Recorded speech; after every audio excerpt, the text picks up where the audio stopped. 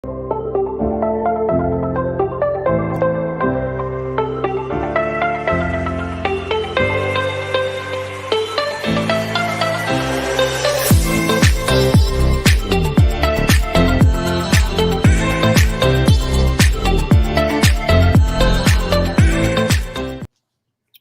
are those dance moves, Bram? There we go. There we go. Dan, next show, man, fade the music out. Fade the music out. When we pop up, fade the music out. It doesn't have to have a hard end. Dude, I'm working on – you have no idea what's going on here. I got video. I got people. I got graphics. Dude, you know what I'm doing? And I'm also talking.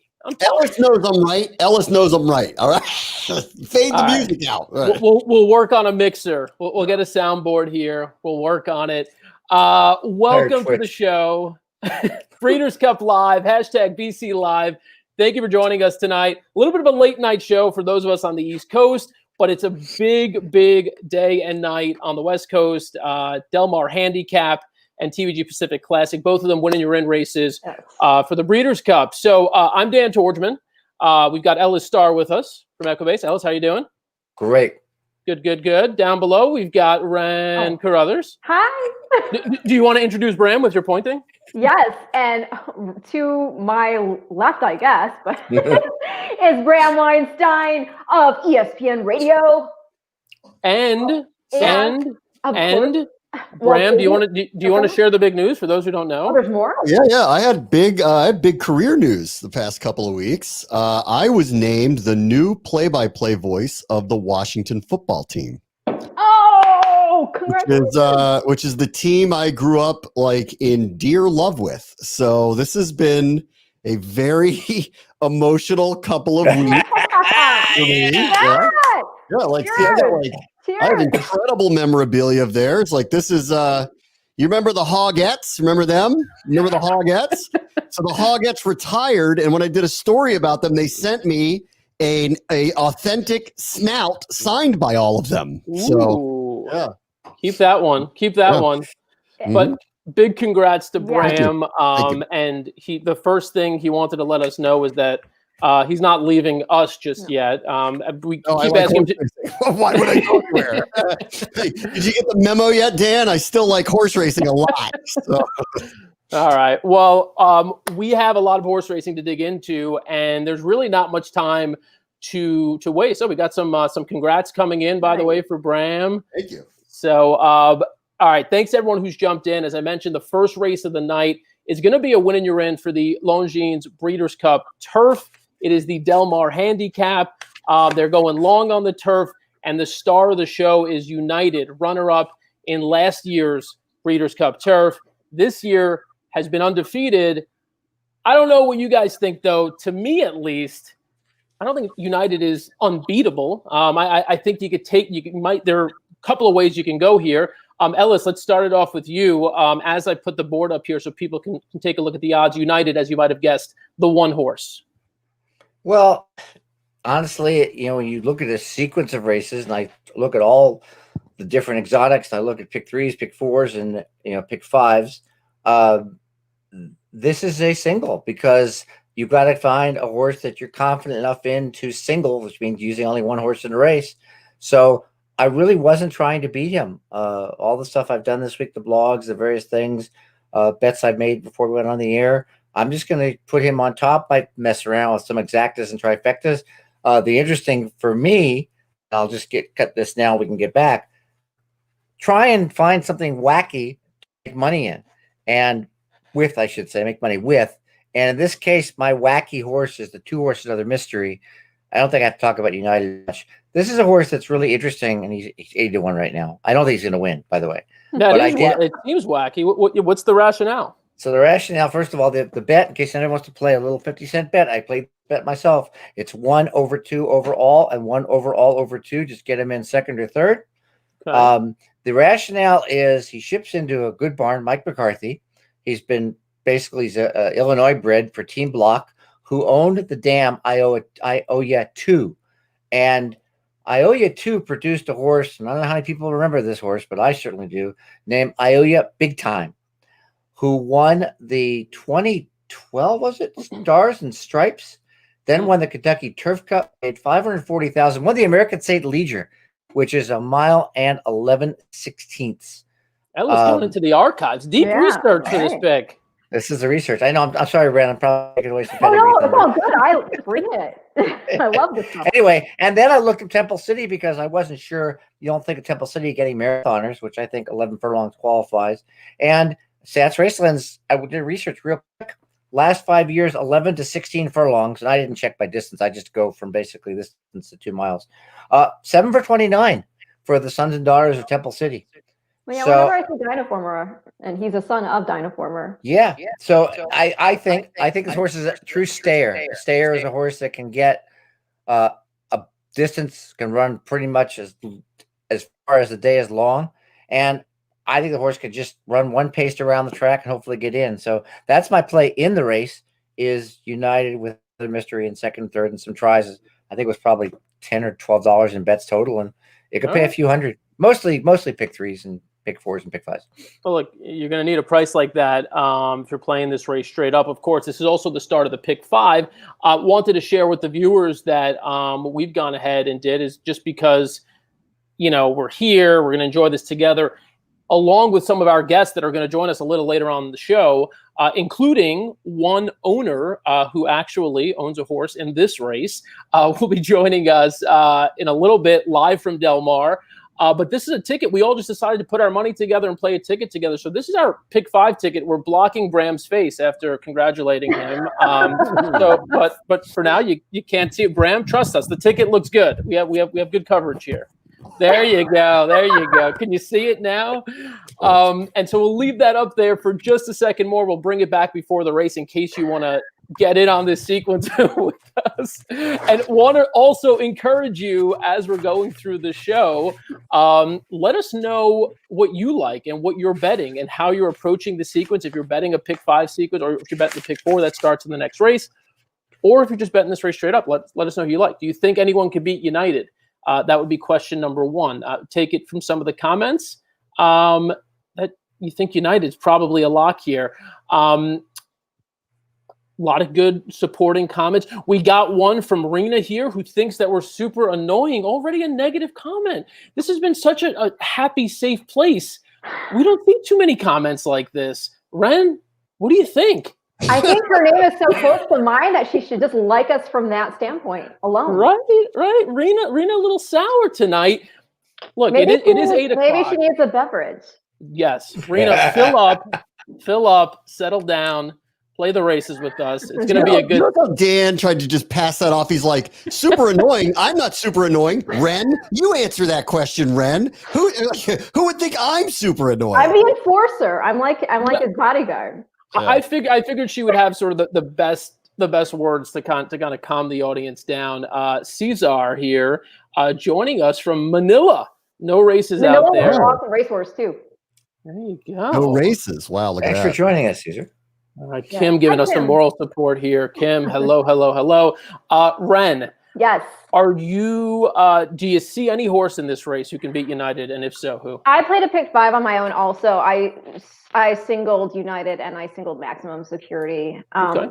I know that basically means I don't think this ticket's going to pay anything, significant, life-changing score. But that being said, I just don't see United getting beat. He is the class of the field. He's, coming in here after, like you said, an undefeated 2020 so far, 3 wins. That horse that he finished ahead of back in the Charlie Whittingham, Rock Emperor, that's a Chad Brown horse, and he was next second to Instill Regard, going 1.25 miles in the Grade 1 Manhattan, got 102 buyer. Just really backs up the class. We saw that he nearly won the Breeders' Cup Turf over Bricks and Mortar.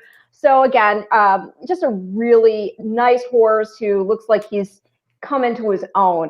But that being said, yes, of course, we're friends with Billy Koch. It'd be amazing to see Red King get up there, throw in the upset. I will say from a pedigree standpoint, because I love this stuff, you see that he's still intact. He's still a horse.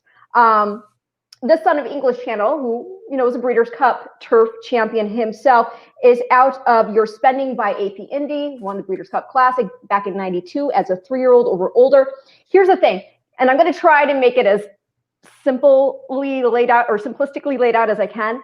His grandmother, Lovage, is a half sister to Lafarde's Delta, and Lafarde's Delta is the dam of Delta's Princess, who's also a daughter of AP&D. But Delta Princess is the dam of 3-time Eclipse champion and 2-time Distaff champion, Royal Delta.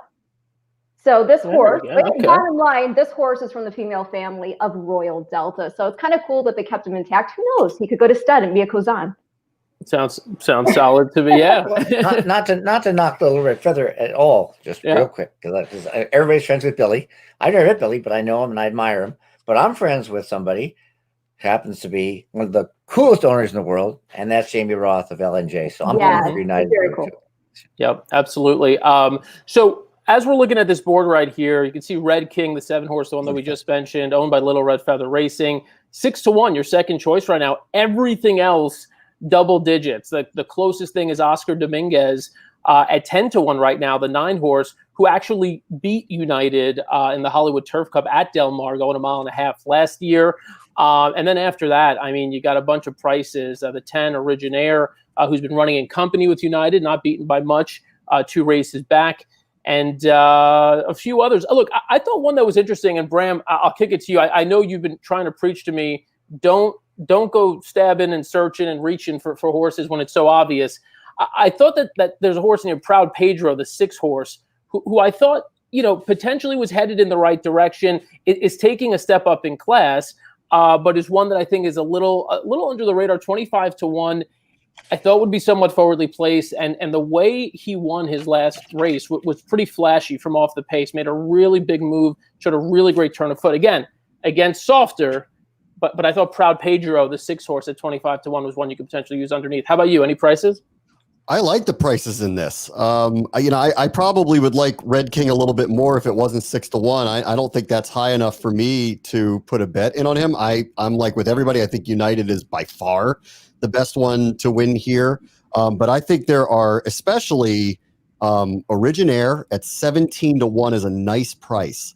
That horse has big speed ratings, rarely wins, but might have a big race in him. And so if I'm going to take a shot on somebody on what looks to be a pretty weak field, 17-1 is a pretty nice number to me. And that's enticing enough to at least put him in exotics and then hope, that maybe somehow he's got a big one in him. And the other one I like is Oscar Dominguez. Mm-hmm. His last race was at Keeneland. He clearly fares much better on the West Coast. So he's back on the West Coast.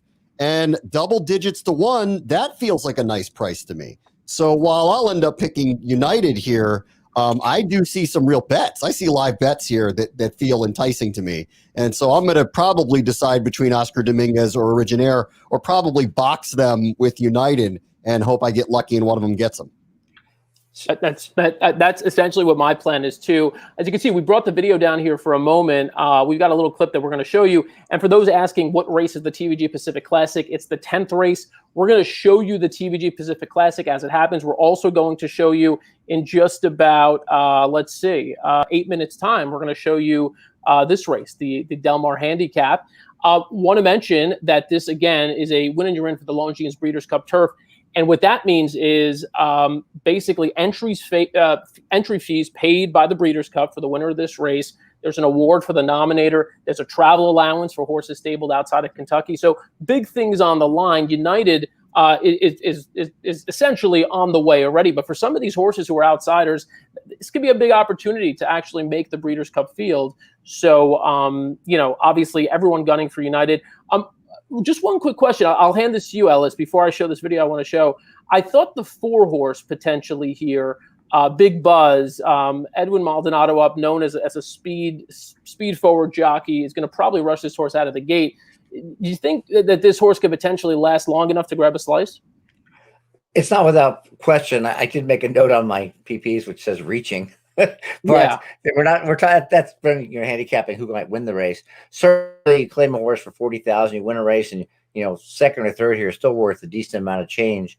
That is probably the speed horse. Warden Jerry also has some speed, and I think that's a possibility as well as a horse that can hang on and contest lead or come from just off the pace, sit off Big Buzz, get first run on Big Buzz. I was going to add another looking at the exactas, for people that look for ways to make money in this race besides my wacky way of the 1-2 all and the 1-all-2 trifecta, the exactas for $2 of United over some of the horses we talked about. Over Red King, it's $14. Over Oscar Dominguez, Red King's the 7. Over Oscar Dominguez, it's $17 to 9. Over Originaire is the 10 is $15.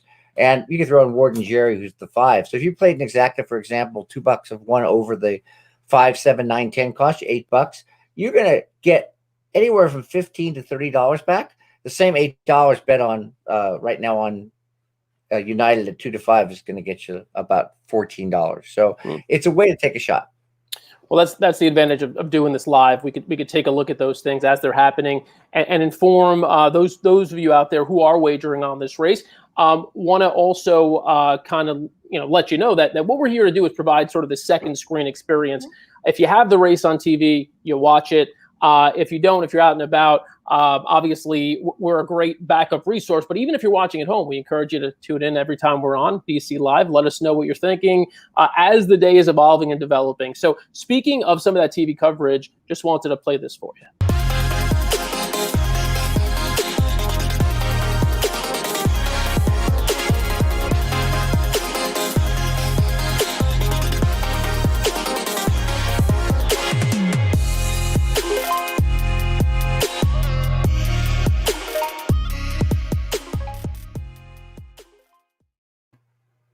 The music on this show. That's the thing. The truth is, we're really just trying to get Bram to dance, and it didn't work again. Who's picking the music, Dan? Is it you? Is it Greg? Who picks the music for the show? I think we could blame Alex for it. Feels doubtful, but all right. If you say so. All right. A lot of people are sending in their plays for this race. Ron is betting a trifecta box here, 1, 7, 9, 10. Fully agree with that. 100% agree with that. All right. Yeah. Travis taking a swing here with Combatant, who we haven't spoken much about. Really one of the classiest horses in this field.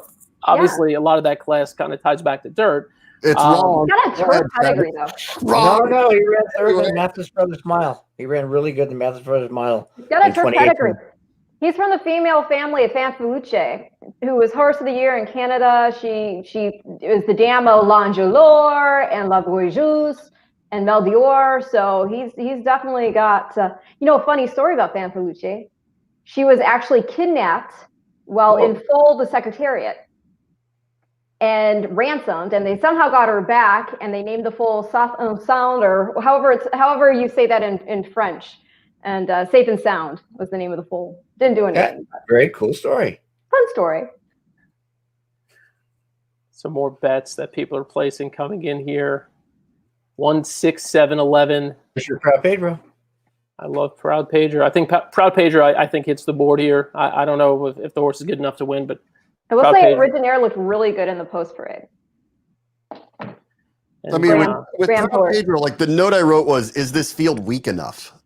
So that's how I feel about Proud Pedro. Can he get a slice of this? Is he going to be really anywhere near the wire? I doubt it, but could he get there? Sure. Yeah, sure.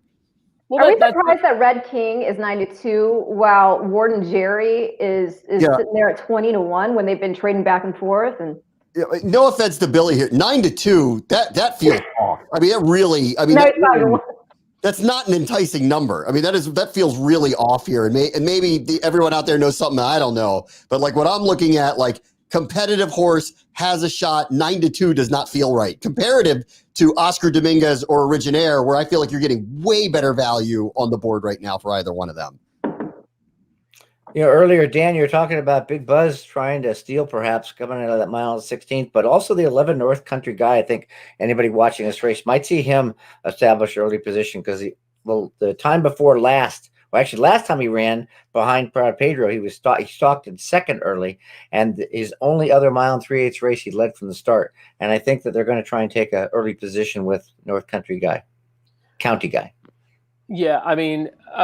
And I think somebody is likely going to, on paper, it looks like Big Buzz it is alone on the lead, but you know how these races go. It doesn't work that way. This is also, a mile and 3/8. So, if there's ever going to be a race where they may just forget about a horse on the front end, maybe this is it. A couple more people playing here.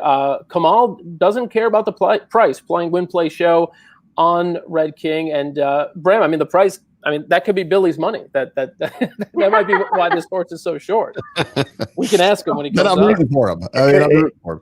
It could really, like, this one, Dan, like, I know you said, like, because normally I'm like, I am keep it simple, stupid. Like, if there's something that's so obvious, a win's a win's a win, you know? Mm-hmm. I don't really feel that way about this one. Like, I do feel like 1 to 2 is short here. Like, I think he is. I think he's by far the one to beat, but this one doesn't feel unbeatable or Swiss Skydiver or Tis the Law. It doesn't feel that way to me coming into this. Like, I feel like he is catchable and beatable. Is he the favorite? Sure, but 1 to 2, I wouldn't bet that and be confident about it, frankly. Yeah. No, I agree with you. I'm always looking for prices, but especially in this spot, I agree with you. United has not been dominant by any stretch of the imagination. I mean, United has gotten the job done when he's gotten it done. He has not been dominant. So, he's running in company with a lot of these horses, and they're a length or 2 off mostly. So it may come down to a trip. I wonder, we haven't talked really about the draw for United because it is such a long race, and so you assume the horse would have time to figure out position and the rest of it. But, I wonder with that rail draw, unless, they tip him out, early enough, I wonder if they do try to, kind of, maneuver a little bit and try to keep the horse pinned in. I mean, obviously, look, you got pretty much the best turf rider or one of the top 2 or 3 turf riders in the country with Flavien Prat up. So, and again, they've got a long ways to go before they sort themselves out entirely. But I don't know. We'll see if that comes into play in any way. Empty Pockets, buy-in Proud Pedro. Win place and show. Dan, you lead people down the wrong path. I am going to put some kind of exotic bet on Ellis's too. That's for sure. That's happening right now. And I'm going to fine. I'm going to go against. Why not? I'm taking Oscar Dominguez. I'm taking Oscar Dominguez to win the race. That's the way I'm going. Dan, I want to give you an au contraire to United just barely winning. If you watch those last 2 races, he would not let other horses buy him. It may seem like just mild margins, but this horse has some kind of killer instinct right now at this point in his career.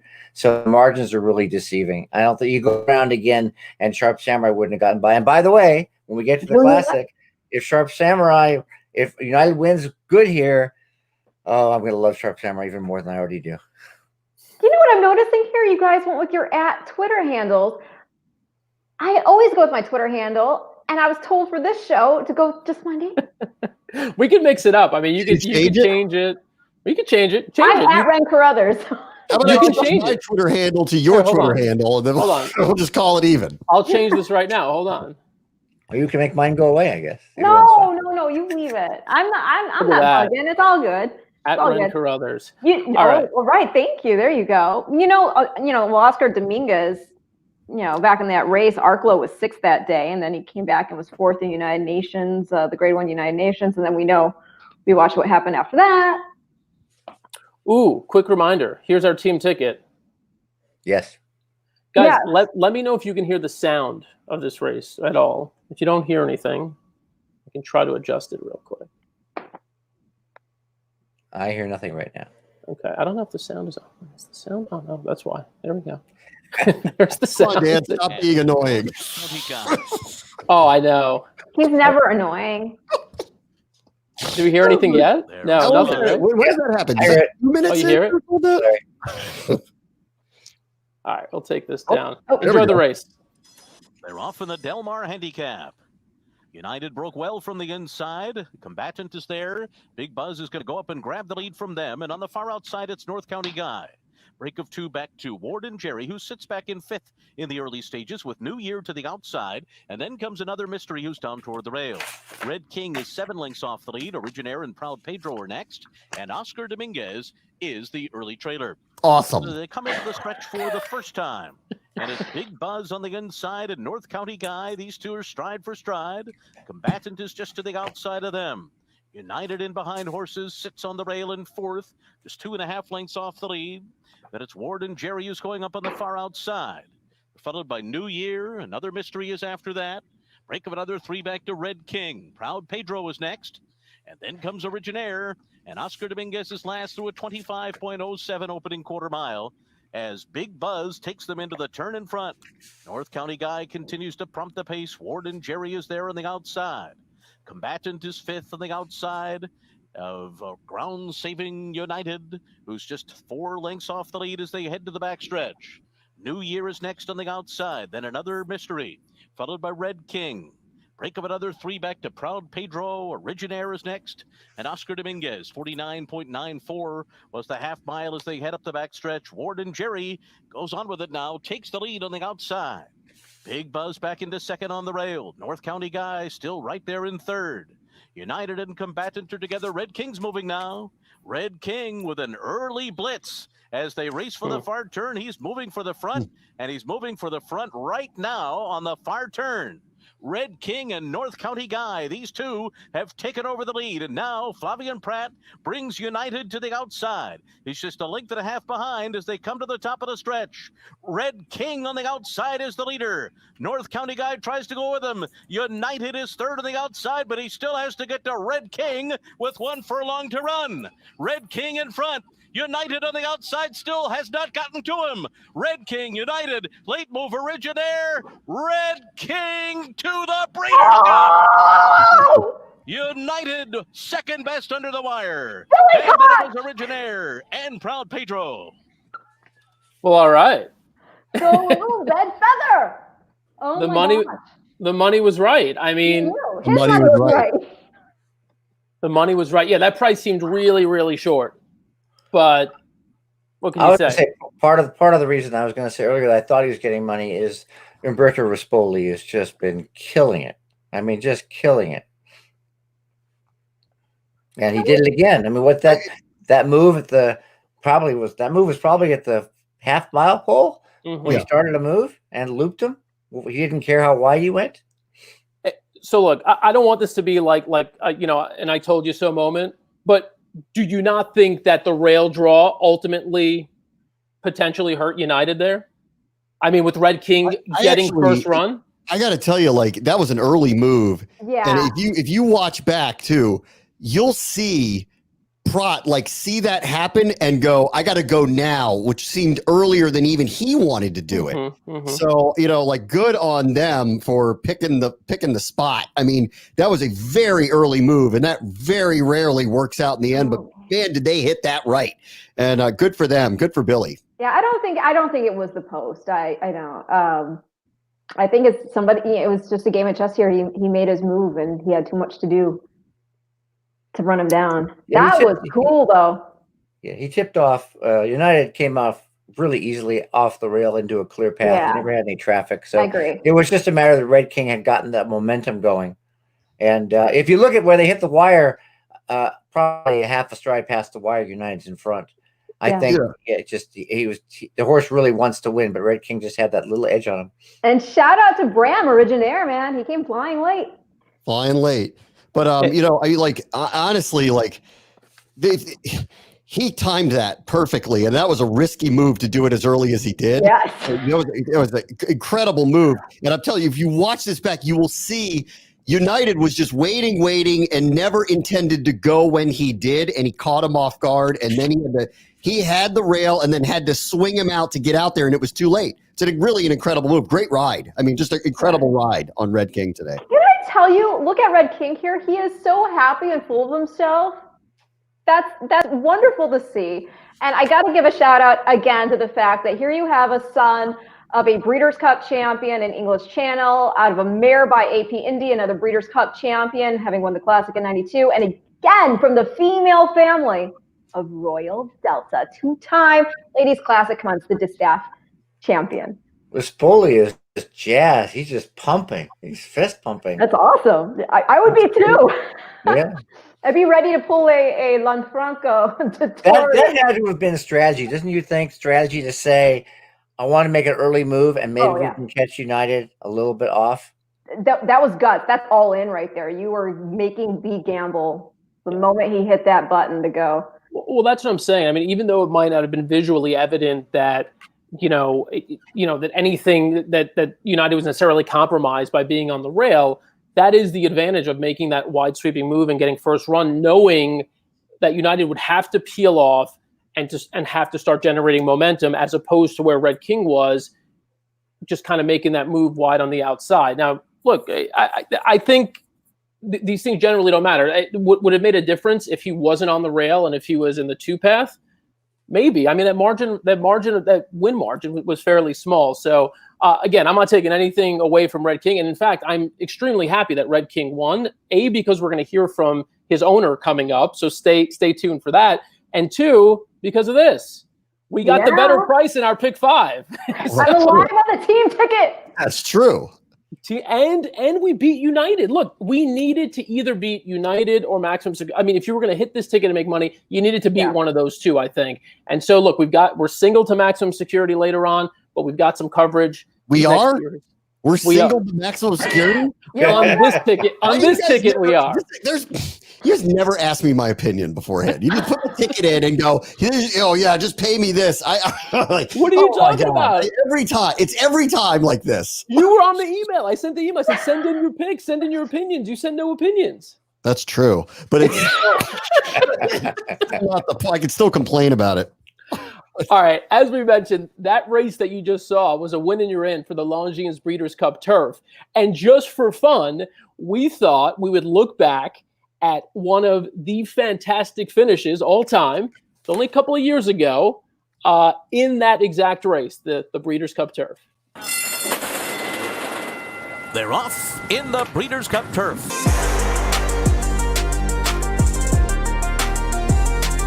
And they're into the stretch, and the 2 fillies are 1-2, Magical and Enable, and they kick on from Saddler's Joy. It's Enable on the outside, in the center of the turf course. She has taken the lead, and she's pulling away from Magical, who continues to battle her, though. It's these 2, 1-2 down to the finish. Enable and Magical, and they're well clear of the others. Racing Royalty, Enable, and Frankie Dettori. The ARC winner is the Breeders' Cup Turf winner, too. And Enable able to do that double with the ARC, and here winning the $4 million Breeders' Cup Turf textbook ride. Ren, I love her so much. I was there. Very blessed to be right there on the track. I will never forget when she came back around the grandstand, roared for her. And then after they took the winner's circle photo, I've talked about this a lot. You know, they put her Breeders' Cup champion blanket on, and she was exiting to go back to the barns, and she went right past me, and I had my video camera rolling, and I swear she looked me straight in the eye. Chills. That is awesome. Favorite horse in training right now. That is awesome. Yeah, I mean, look, there have been some great runnings of the race over the years. It's hard to kind of identify one, but that one, obviously, just because of recency, stands out. And that video series, by the way, if you follow ABR and Breeders' Cup on social media, you'll see that video and a lot more like them. Really cool little highlight reels with some of Bram's favorite music. He did the soundtrack for the entire series, which is great. You guys should get a Spotify playlist. I mean, you guys are on it, Dan. I mean, really.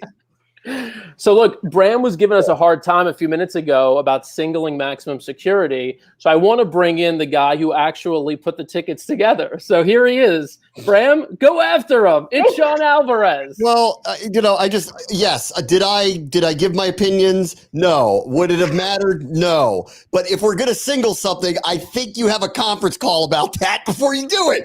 Just before you go, we're going to single this. I think that's worth the conference call to be like, hey, I think we're going to single this. And that obviously didn't happen. So that's where my complaint is, Dan. Okay. A conference call. It's Maximum Security. It's not Bodie Express.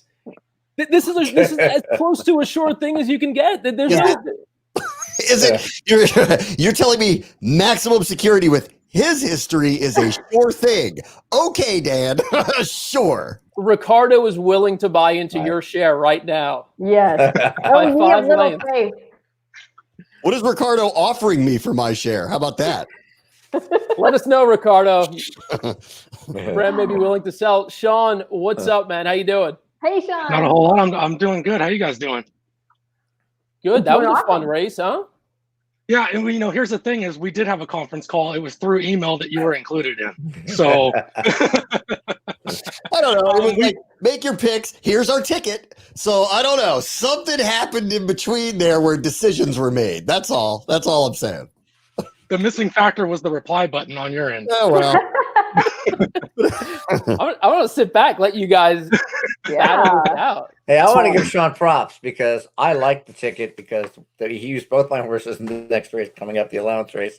So that's fine with me. And he decided to use Red King on that same ticket. So I'm happy.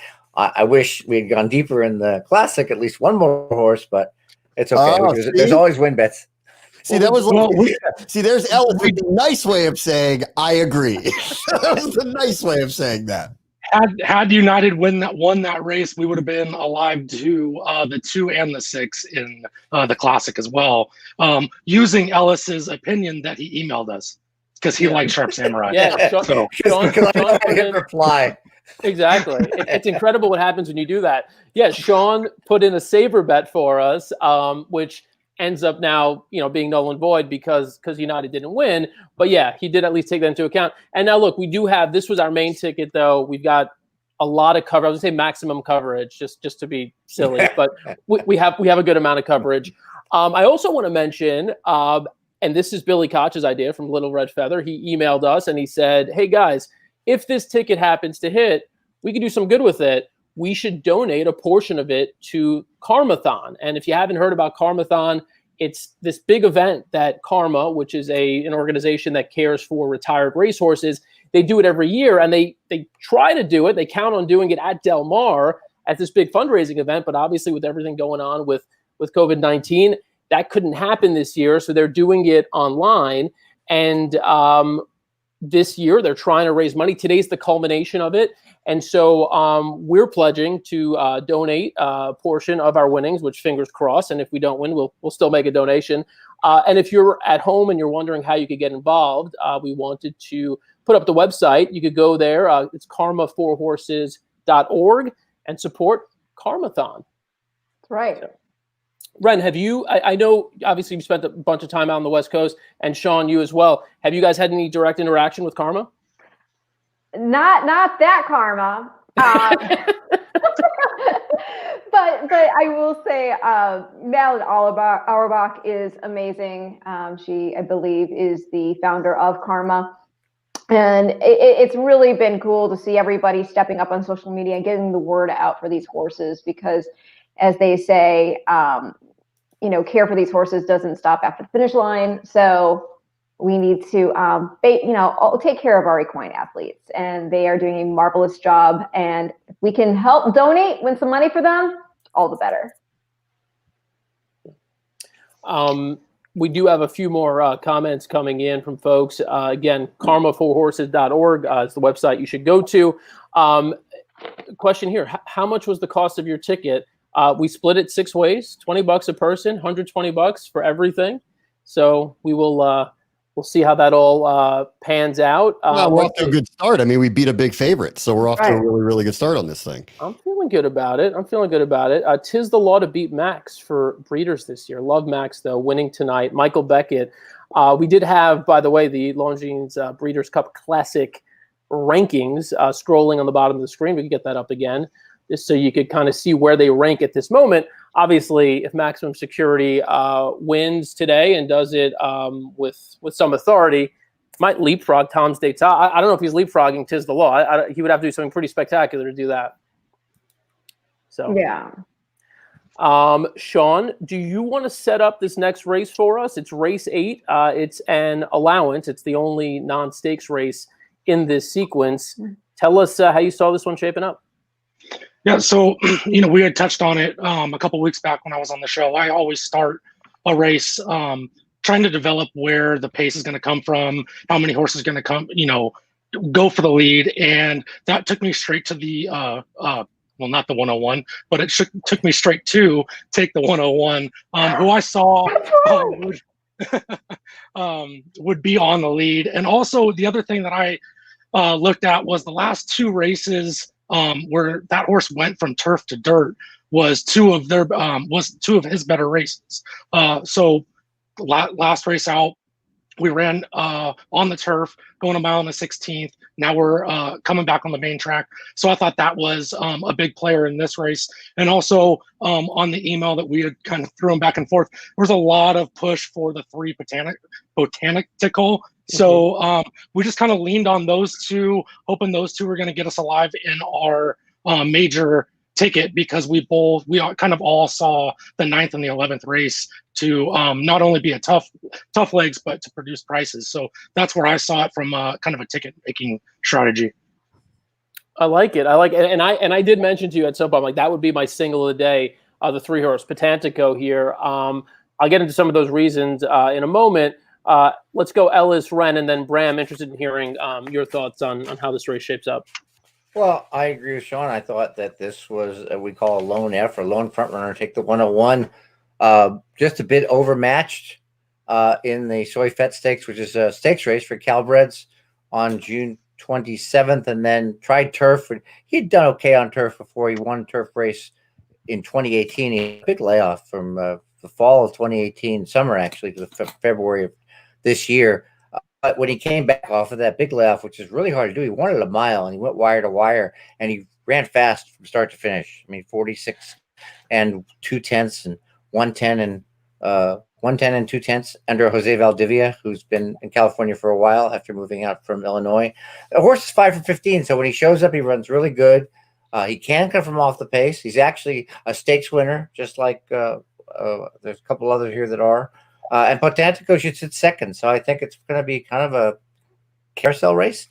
One of these two should get either take the 101, goes all the way in front, or Potantico comes from just off the pace. Ren?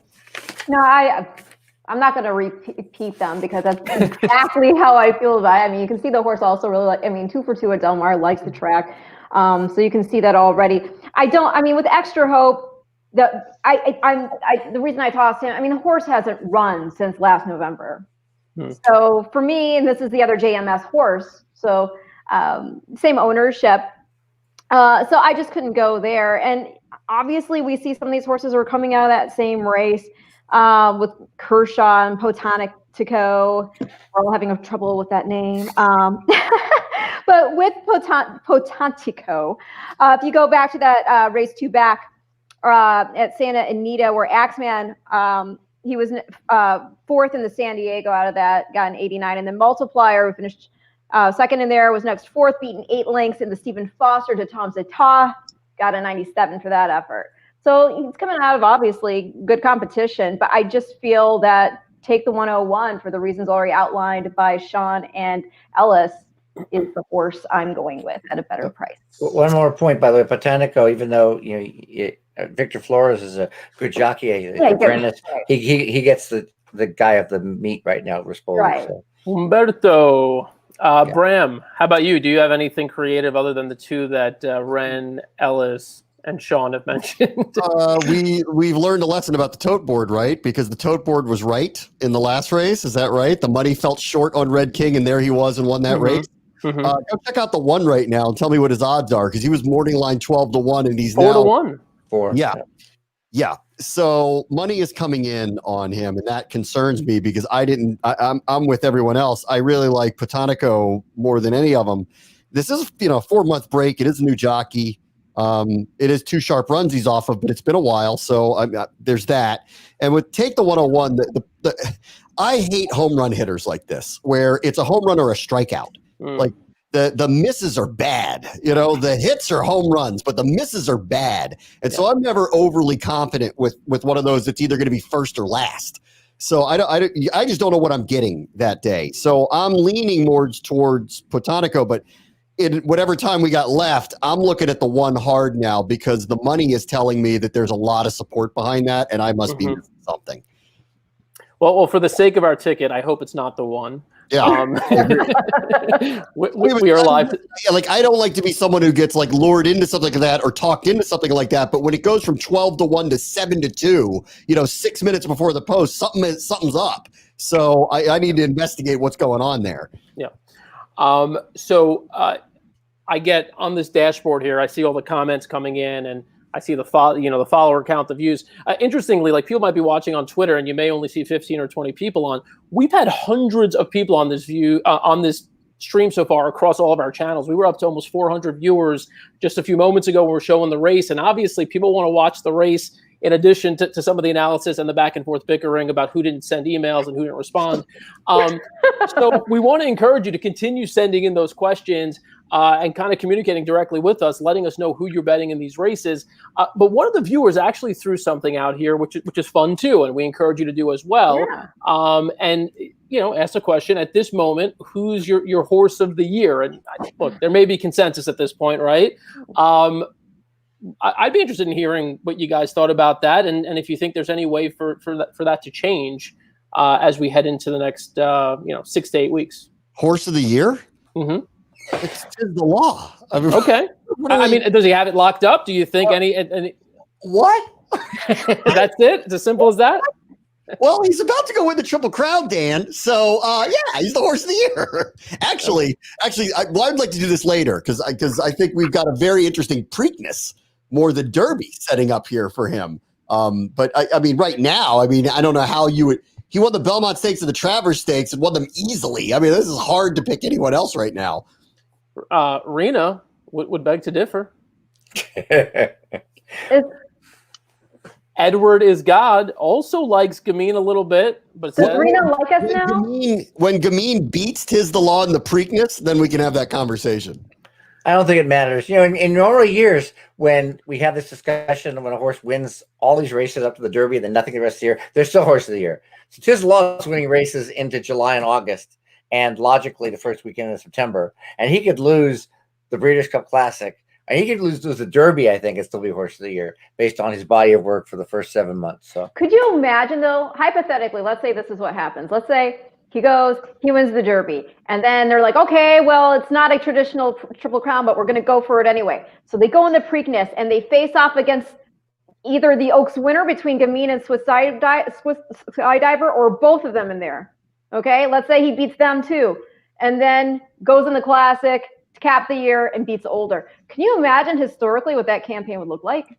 Do you remember a couple of weeks ago when I was like, what I've already seen from this horse is pretty ridiculous, and if he goes on and does this, that he's the greatest horse of all time? I mean, like he definitely has the stage set for him now to establish himself as a top 5 horse of all time. If he can actually, and again, we're probably a third of the way through the journey here, or maybe 2/5 of the way through the journey, but it's hard not to get excited about what this horse is setting up to do. Sean, how about you? And forget that Dan singled Uncle Chuck in that race where he said Tis the Law is the greatest racehorse he's ever seen in his life. So, things change in Dan's world very quickly. They did. I warned Dan about Uncle Chuck. And I got no emails about that single either that day. No one told me we were singling Uncle Chuck either that day. Can I tell you guys, if Take the 101 can run to his looks, he looks fabulous out there right now. So I don't know. Sometimes horses. Who was it? Gosh, who was it? There was a sheriff's horse, I think, that always looked spectacular, and he never got the job done when you wanted him to. I can't think of who it was. Oh, was it Mr. Hot Stuff? Sounds right. Sounds about right. Or any son or daughter of Zenyatta. Sean, don't want to shortchange you here. I just wanted to get your quick thought. Well, next race, by the way, after the 8th race is the Del Mar Oaks. Right now, we've got the allowance coming up. Sean, what do you think about this debate that we've been having here? It's not really a debate. I guess we all sort of agree. Yeah, I mean, I think we all agree, and I'm not gonna change the structure of it. I would go with Tis the Law as well. I think the better question is, where does this horse rank if, like we're saying, he goes on to win Kentucky Derby, the Preakness, and the Breeders' Cup Classic? Where does a horse like that, in a year where everything has changed, all of the structure of every year, is different, add in the Travers as well with the resume, where would that horse rank? I think that would be more of the interesting debate and topic. I'm telling you all right now, nobody is in seating secretariat, so back off. I just said debate. I was just going to leave it up to you guys. No, I heard Dan Tordjman say something about greatest horse of all time. Slow your roll. Michael Jordan is going to produce a 6-part series about Secretariat to remind everybody who the greatest horse is of all time. That's right. Ellis has promised to do the race call or the race telling as it's happening live. We've got 2 minutes till the 8th race. We will show you the TVG Pacific Classic here when you're in for the Breeders' Cup Classic. I just wanted to make, not that I need to really make any more of a case. It's already been made for Botanico, but this was my bet of the day. I thought this was a potential single in the sequence. And what I liked about him is that if you watch that last race, he was 3 to 4 wide all the way around. Still kicked on to battle with the favorite there, who was Dark Vader, who, of course, is running in the TVG Pacific Classic. And so if you have any hope or any faith in Dark Vader potentially taking that step up in class, I would imagine you look at Botanico as being, as close to a cinch in this race as possible, because he shouldn't be as wide. He's well drawn. He should sit a nice stalking trip. The only question would be, this sort of pace scenario that we've all drawn up with Take the 101 potentially wiring them. Other than that, I think Botanico looks like a standout to me. So, well, does anyone else see any speed in this race that they might try and say, "I'm not going to let this horse get away," and take him out, keep him honest? Well, it's one of those things where, on paper, certainly no. Extra Hope potentially could try to hang close. Look at the race 2 back. Same owner, not going to happen. So. Well, yeah. Well, going to stay close. I don't think this horse can win from 10 lengths off. They want to give the horse a fair shot to at least show what he has. I would think they would keep him close. But yes, not going to go. I think full throttle from the gate, certainly. The 7 horse, Loudmouth. Maybe you could say, look, again, you got Maldonado up. We know that he, if anyone's going to send from the gate, you look at the race 4 back. That one, 22 flat, 45-1. Maybe. How about Kershaw? Your opinion? It seems like that's how he's won. His last 3 wins came that way, I guess. Is he fast enough? He misses too much. When the results are consistently 3rd at best, I'm out. He misses too much. I'd like to know why there's so much support on Extra Hope. That one is not raced in 10 months. That's 5 to 2. Who knows what about that? 10 months later, in a competitive field, I'd like to know why the support is so high for him. I'm surprised. I think people see midcourt in the line. The last race he finished 2nd, who's running in the Breeders' Cup Classic, and Pacific Classic, maybe the Breeders' Cup Classic, and they maybe are missing the fact that it was last November. Maybe. Yeah. Well, as we're waiting for them to head in the gate, can I ask a question? Just because I kind of. So what about the debate between the 2 fillies? Now, Ellis, you've got that frame, a picture of Ruffian behind you. And Gameen's actually inbred to Icecapade, who's a half to Ruffian. Do you have a preference between Gameen and Swiss Skydiver? Gameen's fast. Swiss Skydiver has a will to win that may outclass that speed. That's my diplomatic way. All right, they're all in the gate, though, by the way. All right, Ellis, make this vivid.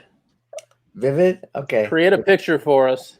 I'll try my best here. Loudmouth and Take the 101 are going for the lead, but Take the 101 is going to get to the rail because he's drawn inside, and he'll make it kind of easily. So Loudmouth is taking back now, going into the first turn. Take the 101's got about a 1.5 length lead. Looks like Loudmouth is sitting 2nd. Loudmouth is sitting 2nd. Potantico's got a good position on the rail. And the next horse is going to be Kershaw. And then Extra Hope on the rail. And 3 or 4 lengths back is Respect the Hustle. And Unbroken Starr is trailing the field. And now Take the 101's got an easy lead, about 3 lengths. Loudmouth sitting 2nd. Potantico's on the rail 3rd. Right behind Loudmouth is Kershaw. They're moving up, but I think that Take the 101's rider just slowed it down a little bit. Going 4 wide now on the back stretch is going to be Unbroken Starr from last, making a big move, kind of like the move we saw in the last race. 47 3/10 for the half. Take the 101 in front. Making another run is Loudmouth at 45-1. There's 4 lengths to the next horse. Nobody's coming. Botantico is starting to rally from third. The rider on the 4, Loudmouth, is not moving his hands a bit. 7's in a full-out drive. As my friend Judefeld used to say, he's going to win by the length of Fazoli's parking lot. For those that are in Kentucky and understand that. Anyway, take the 101 by 4. Loudmouth is second, but being passed right now by Kershaw, who's coming on, with Botantico coming in between. Take the 101 by 3.5. Wires coming. Take the 101 in front. The 8, Kershaw, second, and the 3, Botantico, third. Sean, fist pump it. Whoever decided not to single Botantico, kudos to that guy. Look at us. Yeah. Nice job, Sean. Yeah, if we good. Take the 101, we could have gone use Sharp Samurai in the Classic. All right. Look at us, though. I mean, like 2 for 2 and no favorites. I like where we've started here. We're good. I mean, like that was if he hit a home run. That was a grand slam. He got out to the front. He couldn't be caught. It was too easy. It's hard to guess when you're going to get that, but this seemed to be his distance, and he had it today, and I'm glad we had him. And he could not look any better. If you all are watching on the feed, that horse is spectacular looking right now. He looks kind of black, doesn't he? At least, I mean, Yeah. dark brown. He's a grandson. Unusual heat was black, wasn't he? It's 4-8-3-7 for those keeping score at home. And that was and Ren called that in the post parade as well. He said Thank you. said if Take the 101 runs to his looks, it's going to be really tough. And I mean, he basically ran them off their feet until about the last half furlong. You know when they say fit as a drum? Mm-hmm. Fit as a drum. He is a beautiful horse. We do have a couple of comments in about us showing the race or not showing the race. We have the rights to show the Win and You're In Breeders' Cup Challenge races. So that's why we showed you the Del Mar Handicap last race, and that's why we're going to show you the TVG Pacific Classic. So if you're on the go and you're watching on your phone, if you're at home and if you don't have the race on TV, hang with us. We'll show you what you want to see. We'll show you the big ones. Hang tight. I haven't had my race call yet. Race call, yes. Okay, thank you. Well, one of you guys could take over for the Del Mar Oaks if you want. To be fair to the 3 Botantico, he did kind of bobble out of the gate a little bit. I don't think he was going to win today. Sorry, Dan, but go ahead. Kick me while I'm down. Slight excuse. And I am sorry if anybody's wondering why I'm eating. It's later tonight than the shows we've done previously, and I had dessert in the fridge that I didn't get to yesterday. And it's cheesecake, and I can't leave it hanging. So, well, Ren, kick back, enjoy your cheesecake. I'm going to show you. Let me see. Out of 2, I want to show one more fantastic finish. Do it. It's going to be a Breeders' Cup Classic one because obviously the race coming up, the TVG Pacific Classic, is a Win and You're In for that race. Can you give us a hint and we can try to guess who it is? I'm going to give you one of 2 choices. Okay. One features Zenyatta, but I'm not going to tell you which Zenyatta. Oh. Could be either one. It could be, oh gosh. And the other one is like a super duper throwback. As much of a throwback as it can be. So, and also if you're watching, you could sort of you could chime in as well. Do you want to see? So then it's got to be cool Wild again or Zenyatta. Yes. Do you want to see a throwback 1980s Breeders' Cup Classic clip, or do you want to see a Zenyatta clip without knowing which Zenyatta Breeders' Cup it is? I'm gambling she wins this because I'm going to go with Zenyatta. Bram? I think you like picking hopeful, optimistic things. So I'm going to go with she wins this one. Sean? I'm going she wins this one. Oh, God. I've got to show you Wild again so you don't kill me. Oh, no. Well, you're not going to show the one where she lost to Blaine, right? I mean, It was one of the greatest races of all time.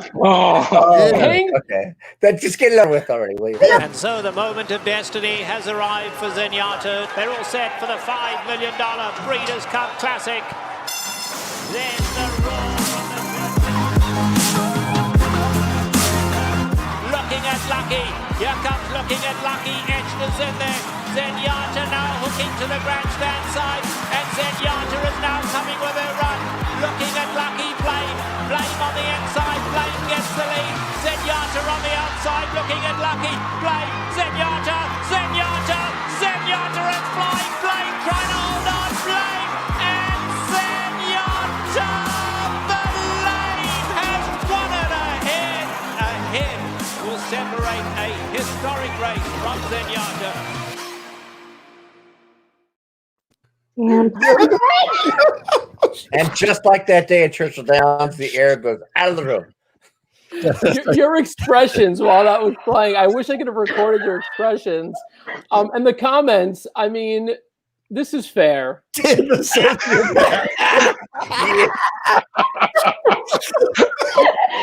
she got that right. So Oh, man. That was spot on.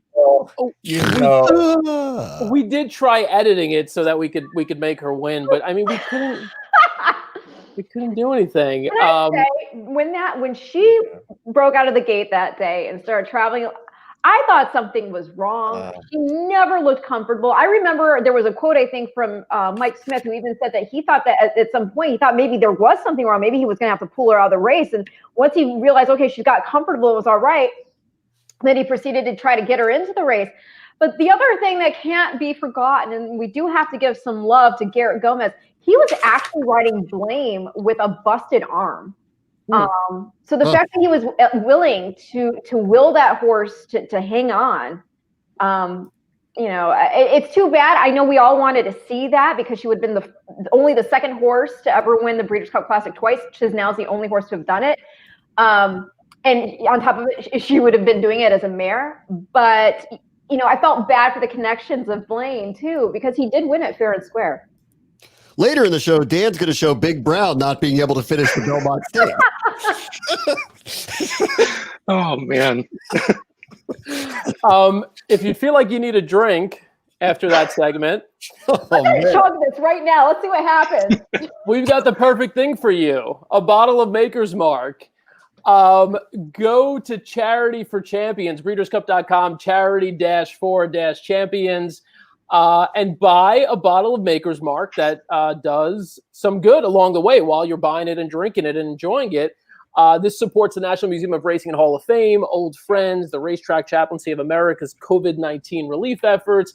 This is a limited edition bottle, Ted Bassett, and there are also some other bottles from past year, from some others that you might know, including a guy named Mike Smith and D. Wayne Lucas. A couple of other commemorative bottles here, Charity for Champions, an awesome cause. And, again, I apologize if I put people in the mood to drink. Whatever. I know all you all probably bet against her, too. Next time on Dan's Depressing Moments. Let's watch Dave Bird jump his shadow to the wire. All right, we got more racing to get back to.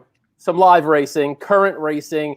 We got a really, really fun betting race coming up. The 9th race of the day at Del Mar is the Del Mar Oaks, 1 1/8 miles on the turf. You got 2 horses making their U.S. debuts. They're going to be taking most of the action here. Looking at the board real quick to see if I can get an updated. Anybody got the updated odds here? Yes, sir. Laura's Light. Yeah. Let's see. 10-horse Laura's Lights 8-5. My horse is 6-1. Second choice on the board, Miss Extra and Warren Showtime, both 9-2 right now. Let's see. Neige Blanche 6-1. What is this other one? 8-1. And then let's see. Everyone else is double digits or worse. So. Oh my God. I got to stop looking at these comments. Like I'm still getting roasted for that video. And you know what happens when you say anything about Zenyatta? Joe hasn't moved on. He's like, what was the one from the 80s again that you were going to play? Hey, if you want it, if you just want to like cleanse the palate in a little bit, I can play the one from the 80s. Just let me know if you all really want to see it to get that one out of your. So how about you play the 2009 Classic? I mean, I got to look into our archives what we have. I mean, I don't know if that one's done yet. We're working on one of the first ones you did. What the heck? I know. Travis here is playing a daily double, 10 with 5. So it's going to be a fairly chalky double. So I hope he hammers it. I don't know what it's looking like it's going to pay right now, but it'll be fairly short. And yeah, we've got a couple of other. Oh, look at this. This is for you, Bram. You got fans now. That's a good question. I'll answer that for you. We have a jar. And anytime I say the R word now, I'm going to be putting $20 in it. It's going to some kind of charity by the end of it. We've been talking about this. This has already been discussed. We have to, and then like everyone's been asking me, I got to come up with a touchdown call. Touchdown Washington football team feels very clunky. So I don't know what I'm doing here. It's very clunky. I don't know what I'm going with there. Yeah. That sounds like it's going to be a sizable pot by the end of the season. It is. It is. Neige Blanche is so white. There's your dad. Yeah, it is. Oh, look at that. What does your dad think about your choices in videos? I mean, I think I told you. I mean, if you want to know where I get it from, Travers Day 2005, I will never forget American Pharoah losing to Keen Ice and my dad turning to me and saying, "Oh, this is better for the pick 5." So, I mean, it's in the blood. I mean, it's passed down one to the next. That's true. Did you hit the pick 5? No, I'm pretty sure we lost in the end. I mean, it didn't end up working. Actually, the tote board conversation, that was my father's thing. He just gave up on handicapping at one point and just would look at the screen and go, they like that one. I'm going to take him. Sometimes it is as simple as that. Well, look, let's try to hit this pick 5. I'm going to put up our ticket again and let Sean work off of it sort of as reference for some of the horses that we like. We have decent coverage here. We have 1, 3, 7, 8, 10, 11. We've mentioned a few of these horses already. Sean, dive into it any way you like, how you see this race setting up and who do you think wins? Yeah, I mean, I hear on Twitter and through all kinds of things that both European horses seem to be the real deal and should be tough to beat in this kind of race. And so just starting off with the pace that we had kind of spoke about in the last race, I really think the post position of the 10 Lures Light compromises her chances in this race. Is she good enough to win this race? Of course. But when we're much to some people's dismay, singled to maximum security, the 10 doesn't do us any favors in a ticket payout. So originally we were going to try and beat the 10. We put the 10 on kind of last minute. Prices that I liked the 11 Giddy. I thought the horse where Lures Light was going to be kind of compromised for the pace and try to be forwardly placed. I thought Hernandez can just kind of take back, get in a comfortable spot, and come rolling late. So that was a price play that I had, but I mean we're pretty spread here, so let's just try and get a good price. Sean cutting out a little bit. I think we got you back. I think we got you. I cut out. I cut out. Enough for me. We got you now. We're going to be adding another person to this stream. And I can assure you some fireworks here because the only other time I've done a live stream with her, she cursed. So so here she is. I wasn't going to curse today, but I am drinking. Is that allowed? Very much so. I mean, you're trust me. He's torturing us here. So. Oh yeah, you came in at a good time, Michelle. If there was one Breeders' Cup Classic that you knew would make people puke and that we wouldn't ever want to show, which one do you think it was? Oh my gosh, I have no idea. That's like a throw me under the bus question. Think about it. Probably Blame. Now, you know who's that Blame to win? Oh, okay. I Guys, direct your anger toward Michelle now, not just me. I remember I was at the wire taking pictures, and I was like, and I almost got and then I'm running through the tunnel, shaking my win ticket, and people are booing, and I'm like, "You guys are terrible." I think me, Al Stahl, and Garrett Gomez were the only happy people in all of Churchill Downs. Oh. And I was like, literally, this is me. $20 to win, $20 to win. Like, you would think I had like $1 million ticket. Yeah, right.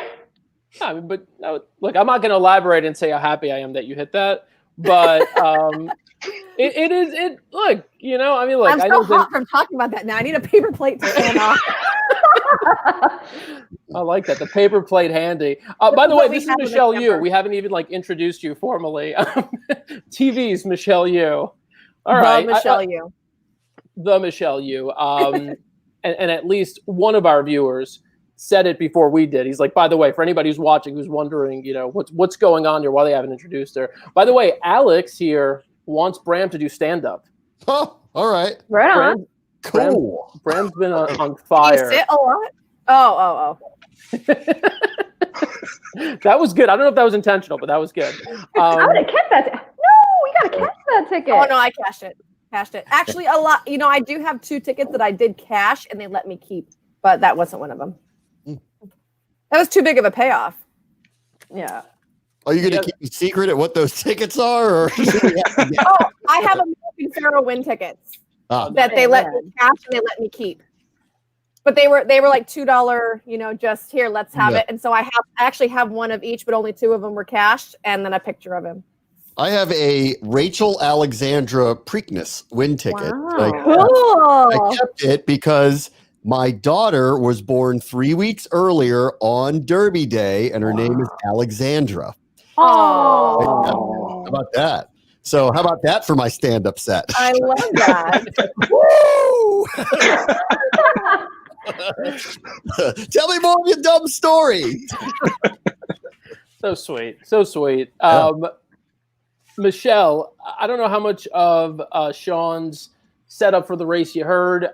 He covered. I didn't hear any. Okay, all right. Well, then we have all of them. Actually, no, I lied. Okay, I did hear you guys starting to page through, and I think that you missed 2 horses on there. Well, we haven't. I don't know who shot. Okay, did anyone else give a selection? Well, he just kind of ran through some of the main contenders. Go ahead, Red. I like the 8. I like Snow White. Tell it. Why do you like the 8? Well, because, for a couple of reasons. I mean, between the horses that are the Euro imports here, I like that she's already been running left-handed. That's a big thing for me because with playing these horses coming over, I like to see that they're already used to going on that lead. Because otherwise, it's kind of like, coming from an equestrian background, and Michelle rides too. I mean, what you do to one side, you need to do to the other. But in horse racing out here in the United States anyway, you don't have these hack fields necessarily. I know they do over there, but once a horse has gotten here and been used to running right-handed, I'd like to see that they at least have a couple races under, used to going the left-handed way. The other thing is, I like that this looks like a race in which it could set up for her. She is getting the first-time Lasix. I like her pedigree. I think it's interesting that they decided to put Pratt aboard here. And then just also from a pedigree standpoint, I think it's kind of fun to mention that Anadin, he actually went to stud back in 2015. That is Goldakova's full brother. As we know, Goldakova won, the Breeders' Cup Mile 3 years in a row. And he himself was second, I believe, in the BC Mile of 2014. So it's a really nice pedigree, a really nice looking filly. I've been watching her there in the paddock. And like I said, she's, hasn't really had to do much to acclimate to our style of racing. And also the other thing I thought was interesting is sometimes they bring out their horses because they need Lasix, and therefore they can't run over there. That's not the case with her because she hasn't had time off. They brought her over here and she's ready to roll. So I think it's more of a fact that they see interest in her from a talent perspective and that she may like firmer ground, and she won that race on soft. So I think this should only move her forward. Right. Yeah. I was curious as to where the money would come in between the 2 Euros, and they're actually, I'm a little surprised looking at the board right now that you've got Laura's Light at 8-5, and you've got the 2 Euros at 4-1 and 5-1.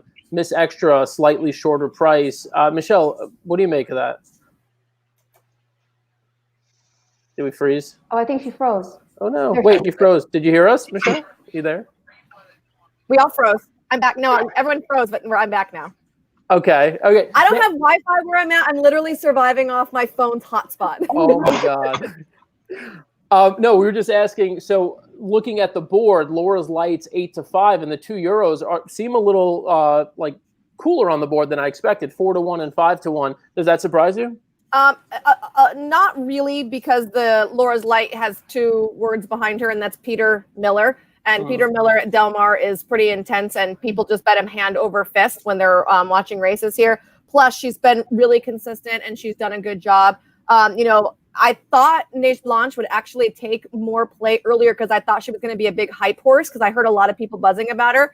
But I've done 2 or 3 like live streams the last 2 days, and not a single person has mentioned her until today. So all of a sudden it was like, wow, no one's actually talking about her. So I'm not overly surprised after I started to do these. And then for Miss Extra, Mandela is obviously capable first time stateside, but I think when you take a look at her, you can make an excuse for that last race. I can see where people might want to lean elsewhere, although as good as Rispoli is riding right now, it's kind of hard to, but I still feel like people are looking at that Peter Miller aspect and just hammering.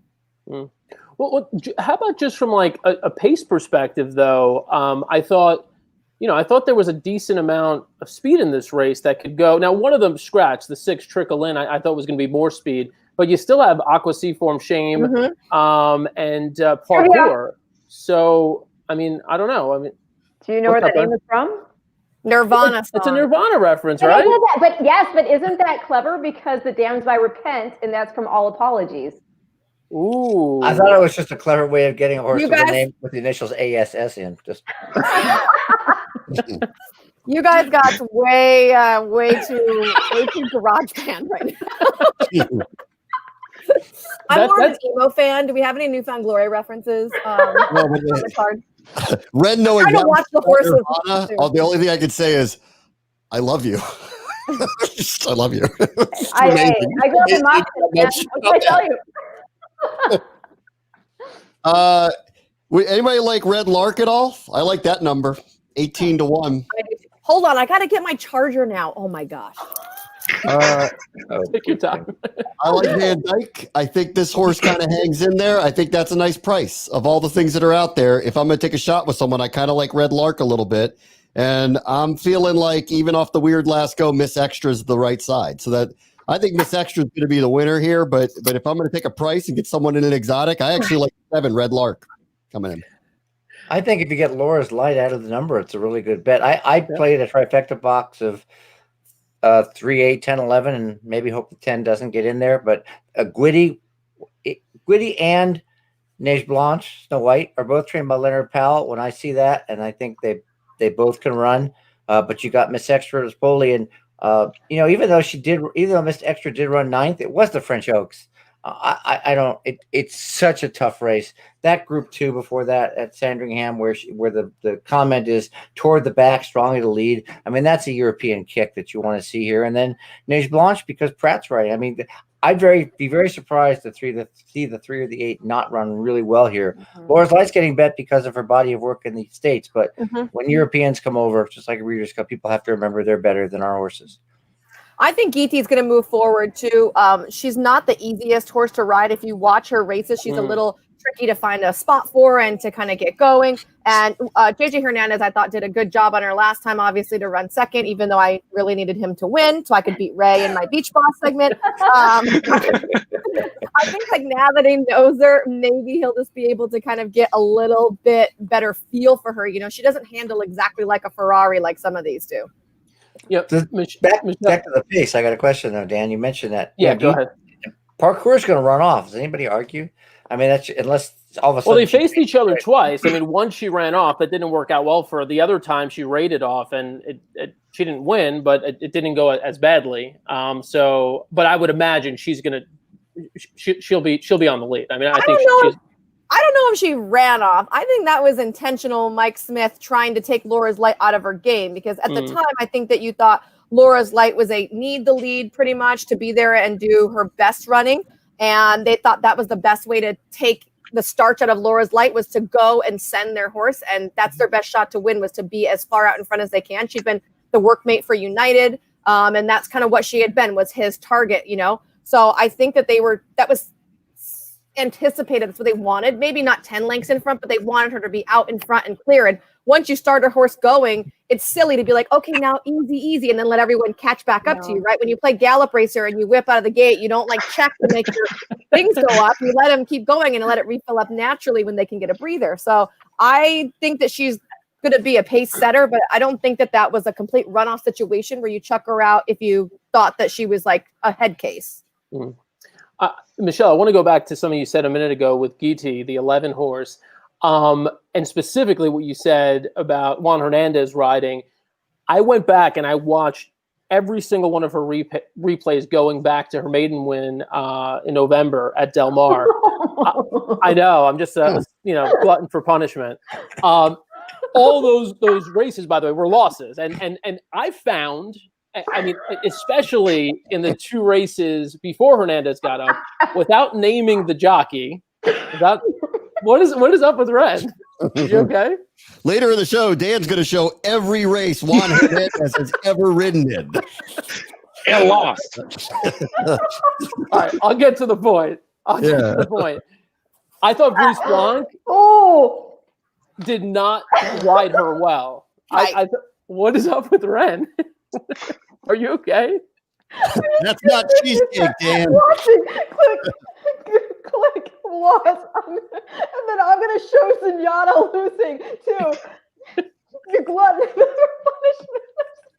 Dan, I think that you're right. I don't think Brees fit her very well because he's too patient and he doesn't get her involved. You have to put the horse in the bridle. I also think that she was hindered with the rail draw on the honeymoon, and where a horse that doesn't like to break, No, he won't.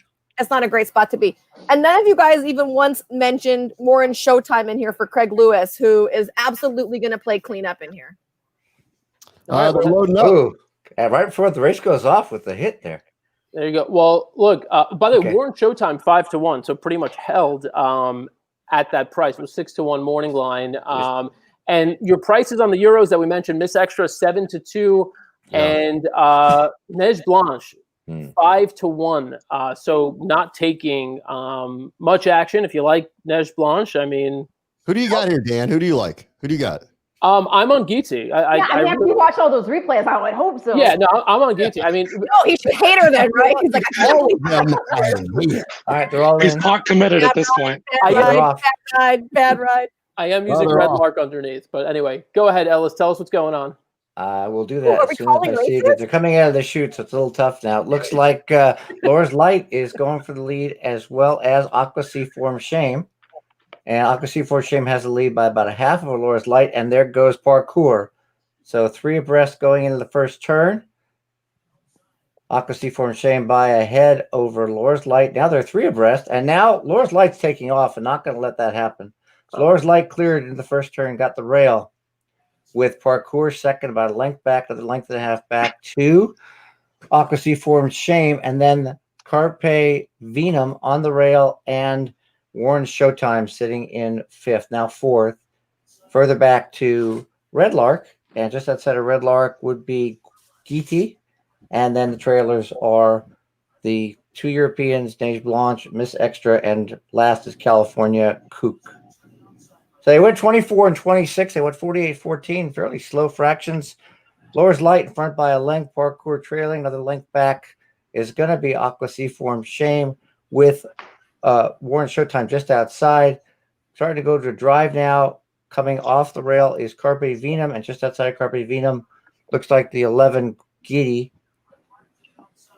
Looks now Laura's Light's open up a length and a half. They're starting to come. They went 112. Laura's Light in front by about a length and turned for home, just about to pass the 8th pole. Here comes Warren Showtime, just past Laura's Light pretty easily. Here comes Red Lark on the outside, and closing like a shot on the outside again is going to be California Kook. It's going to be a big upset with Red Lark and California Kook. Dude, that actually works out. We have that horse on our ticket at 20-1. Didn't Bram pick Red Lark too? That's did. Right. Bram did pick that horse. And do you want to revisit that conference call conversation? Well, yeah, it would have been great if you would have hit replies, so we didn't have to be as deep to get to that horse. Wow. All right. 19 to 1 on the board. Well, go maximum security then. Wow. Yeah, maximum security.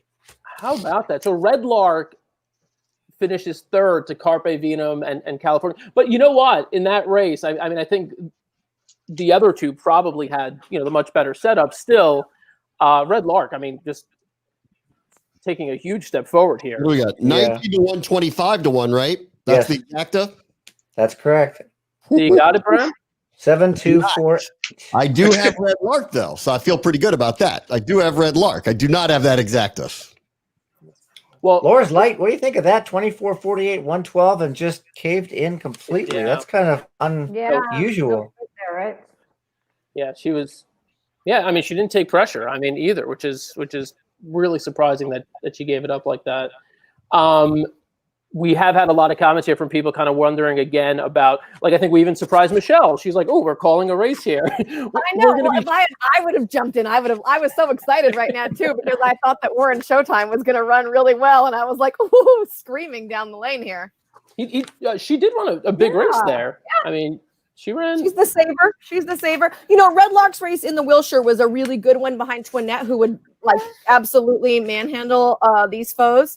And I think last time out, she just didn't have a very clean trip, and she was absolutely playable in this spot. Yeah. Michelle, we know that you've got other responsibilities there. So whenever the time comes where you're just like, hey, if he starts to scream, you just hang up on us. No, listen, hi to Breeders' Cup Live. You blow him a kiss. Oh, yeah.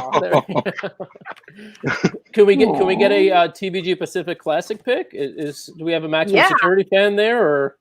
I do think that maximum security is going to win the race. I actually liked his San Diego. If you watch him, even in the mornings, he's not easy to ride. He looks really lazy to me, and I think that he really needs kind of scrubbed along. And it's not like a push button horse, maybe like you'd think from a horse that's won as many as he had. He's going to take whatever you just put on the counter over there. And he's pulling things off the counter. It's crazy. We live in a camper, by the way, during Del Mar. So we're all living in a little RV that we tow behind our car. Is that where you are right now? Yeah. That's literally all of it right here. There is the living room. There is this is our dining room. And here is the kitchen. And that's all. That's all you need. That is a bathroom. Nice. There is a bathroom. Sometimes when the water. I mean, listen, we're basically in end times anyway, so it sounds like you're ready. Is really right. And it's hot. It's really hot right now. So I think that now that Cedillo's ridden him a time, it's really going to help him out. Also, if you watch him just work, he's getting so much better. Like when Baffert got him, he was used to the service way of training, which is let's just go really slow. And I think that really played to his strengths because he's lazy. He's a lazy horse. But now that Baffert's got him, you can see him every week. If you go and watch him, you can watch him progressively improve and kind of figure things out. Bob always works him in company because he won't really work without company. He needs someone to catch. But even at that aspect, it's so funny because you'll see him and he'll have his ears flopping and he'll get right up next to his workmate and be like, yo. And then kind of hang out there for a sec. And then they're like, come on, move faster. And he's like, gotta go. And then he does his whole thing with a huge gallop out. He's got so much talent and he just I don't need to use it. I'm just not going to. So it's been really cool to watch Bob change his workout strategies for this horse. Bob likes his horses to work fast. Let's work them fast. And you don't see horses from him generally working these 7 furlong works in company with big gallop outs down the backside. It's not what you see from Bob. And that's exactly what he's doing for this horse. It's he's trying to take what the horse used to know and what Bob does and meld them together. This is I've really appreciated watching it. So I think he's the one to be. I think he's versatile enough. I think he likes the distance. I hear a lot of people saying he doesn't want the 1.25 miles.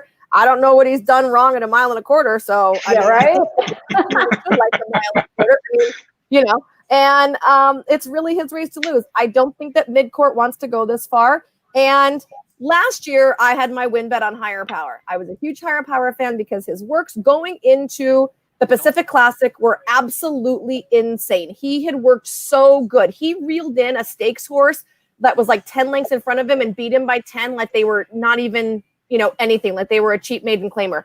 And now I feel like he's just not that horse anymore. Like if you just look at his times are fast. Good horses work fast.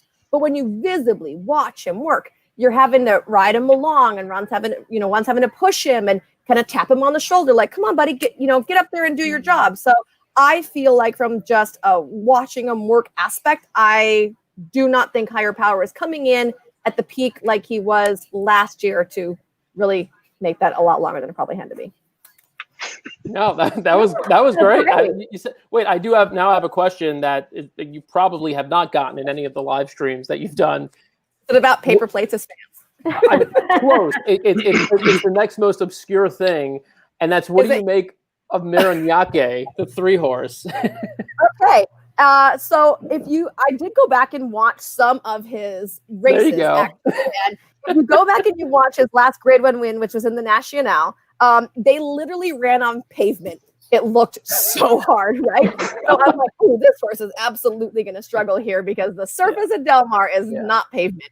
And when he worked here at Del Mar on the 16th, I thought he looked like he was clipping along beautifully. Now, he didn't open up with very fast fractions. I think it was like 12 and change. I mean, like he was just going easy, but he looked super, super comfortable. And I think it was very planned because you could see Tiago the whole time was like, he was riding him like this, like staring at his watch. So I feel like they kind of had a plan with what they wanted from him. He finished up beautifully. He galloped out really nice. He had his ears up. His gallop out was still 1 minute and 3. So, I mean, he got over the surface really well. You know, there's like an old adage, you can run over toothpaste or you can run over pavement, but you can't run over both usually and be as good. And then you tie that with a good horse runs over anything. And this horse just got over the ground really well. I don't think he's as good as Maximum Security, but watching his sustained run he put in when he won the Nacional, I feel like he could pick up a piece here. And, you know, if you were going to like say, Michelle, can he maybe beat midcourt head to head going the 1.25 miles? I'd say, yeah. I like that.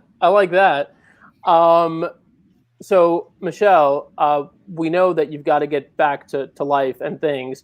Before you go, because you didn't get to enjoy the Zenyatta video with us. Oh, did I get to watch it?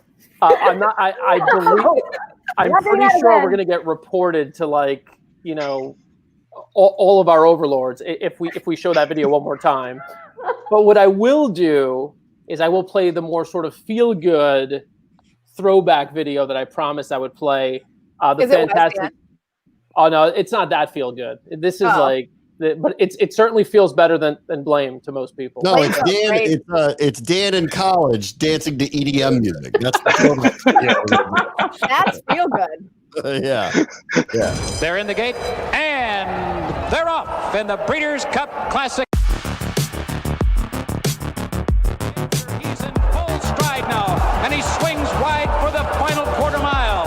On the inside, Wild again is game, and he's holding on to the lead by a head.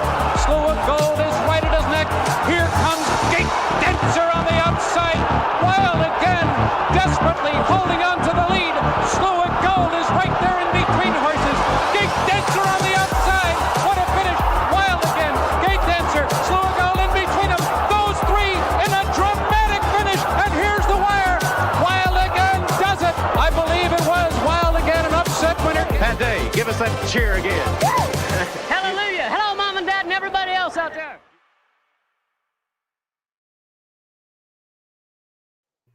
Right, that was awesome. Everybody feeling better? I am. Everybody feeling better? You know, that hook from Gate Dancer is so iconic. And just to put in perspective real quick, Gate Dancer was third in the Arkansas Derby, which was won by Althea. Althea was a freak filly, okay? And she went on to, like, put together a tail female family that's incredible. That goes to, Art is tail female to her. And Art has obviously become a tremendous sire. Ren, you have our next guest talking trash to you. And Michelle, I'm going to keep you in so you can tell him congrats if you already haven't told him congrats. There he is. A man feeling good right now. Feeling good. Looking good, Lewis. Oh, wait. I'm clean shaven. We're going to the Breeders' Cup. Bram's done a real job. I don't know what he's doing. This is what Billy said. I gotta show you guys something. Hold on. I'm going to show you guys something. Hold on. Veranda North is, we're rocking over here, but this is pretty cool. I just want to show you guys. Wait, can you see that? Oh, yeah. Nice. How'd you get those up there already? Oh, we put them right up, brother. Billy has been imbibing in several purple cups. I'll see you guys. Hey, I don't know. Does anybody know where the Breeders' Cup is this year? Because we'll be there. Can someone point Billy to the Breeders' Cup? Hey, Bram, I heard you got a real job. I'm so proud of you. I do. Thankfully, just in the nick of time, I did get a real job. Sean, my favorite person on Twitter, he responds in 30 seconds to whatever I say. So thank you, Sean. Well, quick thing for Billy. Did that move not remind you of fashion business? We were screaming. We were like, that's the fashion business move. The truth is, I talked to Scotty McClellan, who's Rispoli's agent after the race, and he said, he was really funny. Apparently, Rispoli made this move wherever the heck he used to ride, in Hong Kong. And he told Scotty, he goes, watch this. I'm going to make this move one day. And he texted Scotty after the race, and he said, that was the move. Wow. Wow. And you Billy, know what? that was a super good tout. What's that? You know, when we did our podcast this week and you touted Red King and you made excuses for all his losses and talked about Phil, on every show I've done this week, I have talked about Red King, and now everybody thinks I'm a genius, but it's all because of you. Oh, first of all, you are. Second of all, here's the thing. He got zero respect the whole week. I just didn't even understand.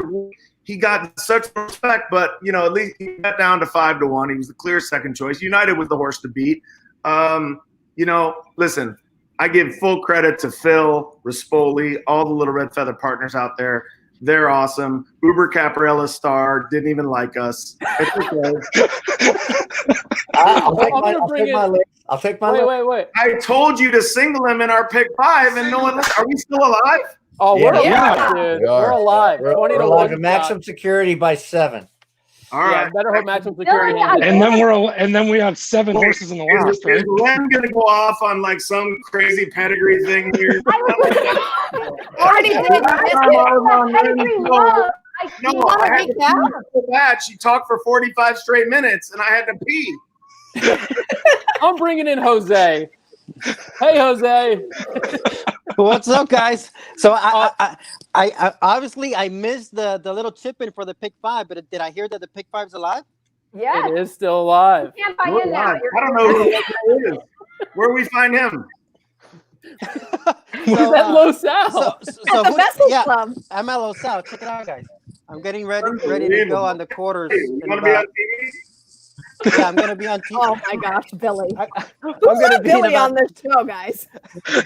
You know what, Jose, if you missed it, Kenzie. This is Kenzie. This is Travis's daughter. She was here for the day. She went to the beach for how many hours? 3. Too many. She got a little something, but she was really excited about Red King. She just wanted to say hi. She wants to be in Hollywood. Michelle, what do you think? She's so cute. She is very cute. Much cuter than Travis. Oh, I don't know. Travis is pretty cute too. Get out of here. Get over here. Michelle, here's your boyfriend. Hi. So this is Travis. Oh, you left. Oh, I left. Here, I'm back. He's back. Travis is one of our big owners, and he's also one of my best friends. And we had just an unbelievable day. I got to tell you, it was amazing. So I'm going to stop talking now. Let Bram talk. He's the professional. Are you hanging out to watch the classic, the Pacific Classic with us? Or yeah, we're hanging out at Veranda North. You want me to hang out? No, we got. I'm gonna leave you guys with Billy. I have to go because I have to turn my air conditioning. I gotta go. It's so hot right now. Congratulations to all of you. Let's hit this thing. What do we have? What's our next? Wait, hang tight. Wait, Billy, you need to Billy. Actually, Billy, you just got here. You're not going anywhere. You got to talk about karma and everything. Hold on. You got to talk about karma. Hold on. All right, we'll let Michelle go. We've kept you way too long. Anytime. It was fun. Anytime I have air conditioning, it was fun. Your little boy's adorable. Thank you. What's wrong with your hands? I put a knife into my hand. I've got like a huge hole in it. I had to get 5 stitches, and the vet cut them out today, and my hand is split open. Hey, come over to Veranda North. We got something. Yeah, I bet. Just stick your hand in this; it'll be fine. Michelle, this would be a good time to leave. Thanks, Dan. We'll see you next time. Bye, Michelle. I don't think I've ever been part of something where they're like, I put a knife in my hand. He's like, come on over. I got something for that. Unusual thing to offer. The vet got the stitches. Billy, we told. By the way, we already told everybody watching. Okay. That if and when this ticket hits, we're donating a portion of it to Karmathon and to Karma. I explained a little bit earlier about what Karma is and what they do. I know you're super involved, so tell us more about why people should support Thank you, Danny. I've been on the board of Karma for probably 5 or 6 years now, and it's just an organization. Obviously, it's very important that we make sure that our horses have a place to retire and have a second career after they're done running. And Karma makes sure of that in Southern California. And we've been so decimated with the racing days, cancellations, because that's how we actually earn. And it's been a struggle, and we can't have any of our normal events. We usually have like a huge rodeo or a poker tournament, or haven't been able to do anything. So we came up with this concept for Karmathon, and it is over $115,000, which is beyond imagine. Special. Anybody who has given anything today. It's been awesome. These horses are our lives. This is I get choked up. This is what it's all about, and we have to give back to them. I think it's really, really important. I think everybody does, and we have a responsibility as owners, not just to own and race these horses, but to make sure that after they're done racing that they have a place to go. And that's what Karma does. That's why it's so important. And we really, really appreciate everything. So let's hit this goddamn pick 5. Let's do it. The website right here, karmaforhorses.org. For anybody watching who was commenting a moment ago, yes, we realized the horses were in the paddock, so here they are. And because of it, we can no longer see Billy. He's underneath the banner. So, which I'm pretty sweaty right now anyway. All right, Billy, is anyone beating maximum security? No. Okay. Next, Ellis, is anyone beating maximum security? Well, I'm horrible now. Of course not. I want to win the pick 5 for Karma, but I still like Sharp Samurai. I'm sorry. Oh, Ellis. I'd say you could beat him. I just say I like him. All right. Seriously, Bill, I think maximum security is the one to beat, but I think Sharp Samurai was a little under. His 8-1 morning line was a little, for everybody out there, was a little, I think, high, because I think this horse has dirt pedigree and form. He broke his maiden in his 3rd start. He ran very well in the Eddie Reed. He ran probably as fast as maximum security. He ran last year winning the Cigar. Maximum security should run better second off the layoff. So I think I've just changed all my bets to a 5-6 exacta because I want to hit the pick 5. There you go. Wait, we'll do like an entire 4-minute analysis of how Sharp Samurai can run on the dirt. I will say this. I'll say, Ren, if you want a pedigree challenge, I probably should have prepared this for you. I'm still intrigued by this Miranyake, the 3-horse. Do you know anything about pedigree? Well, I didn't look it up. Because it's already kind of clear. I mean, the horse is his sire's by Stormcat.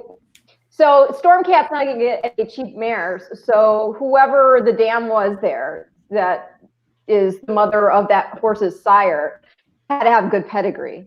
So, I mean, as far as what Ellis was saying, yeah, Sharp Samurai definitely has some dirt pedigree. You're out of a street cry mare, and then the second dam is by Awesome Again, who won the 98 Classic.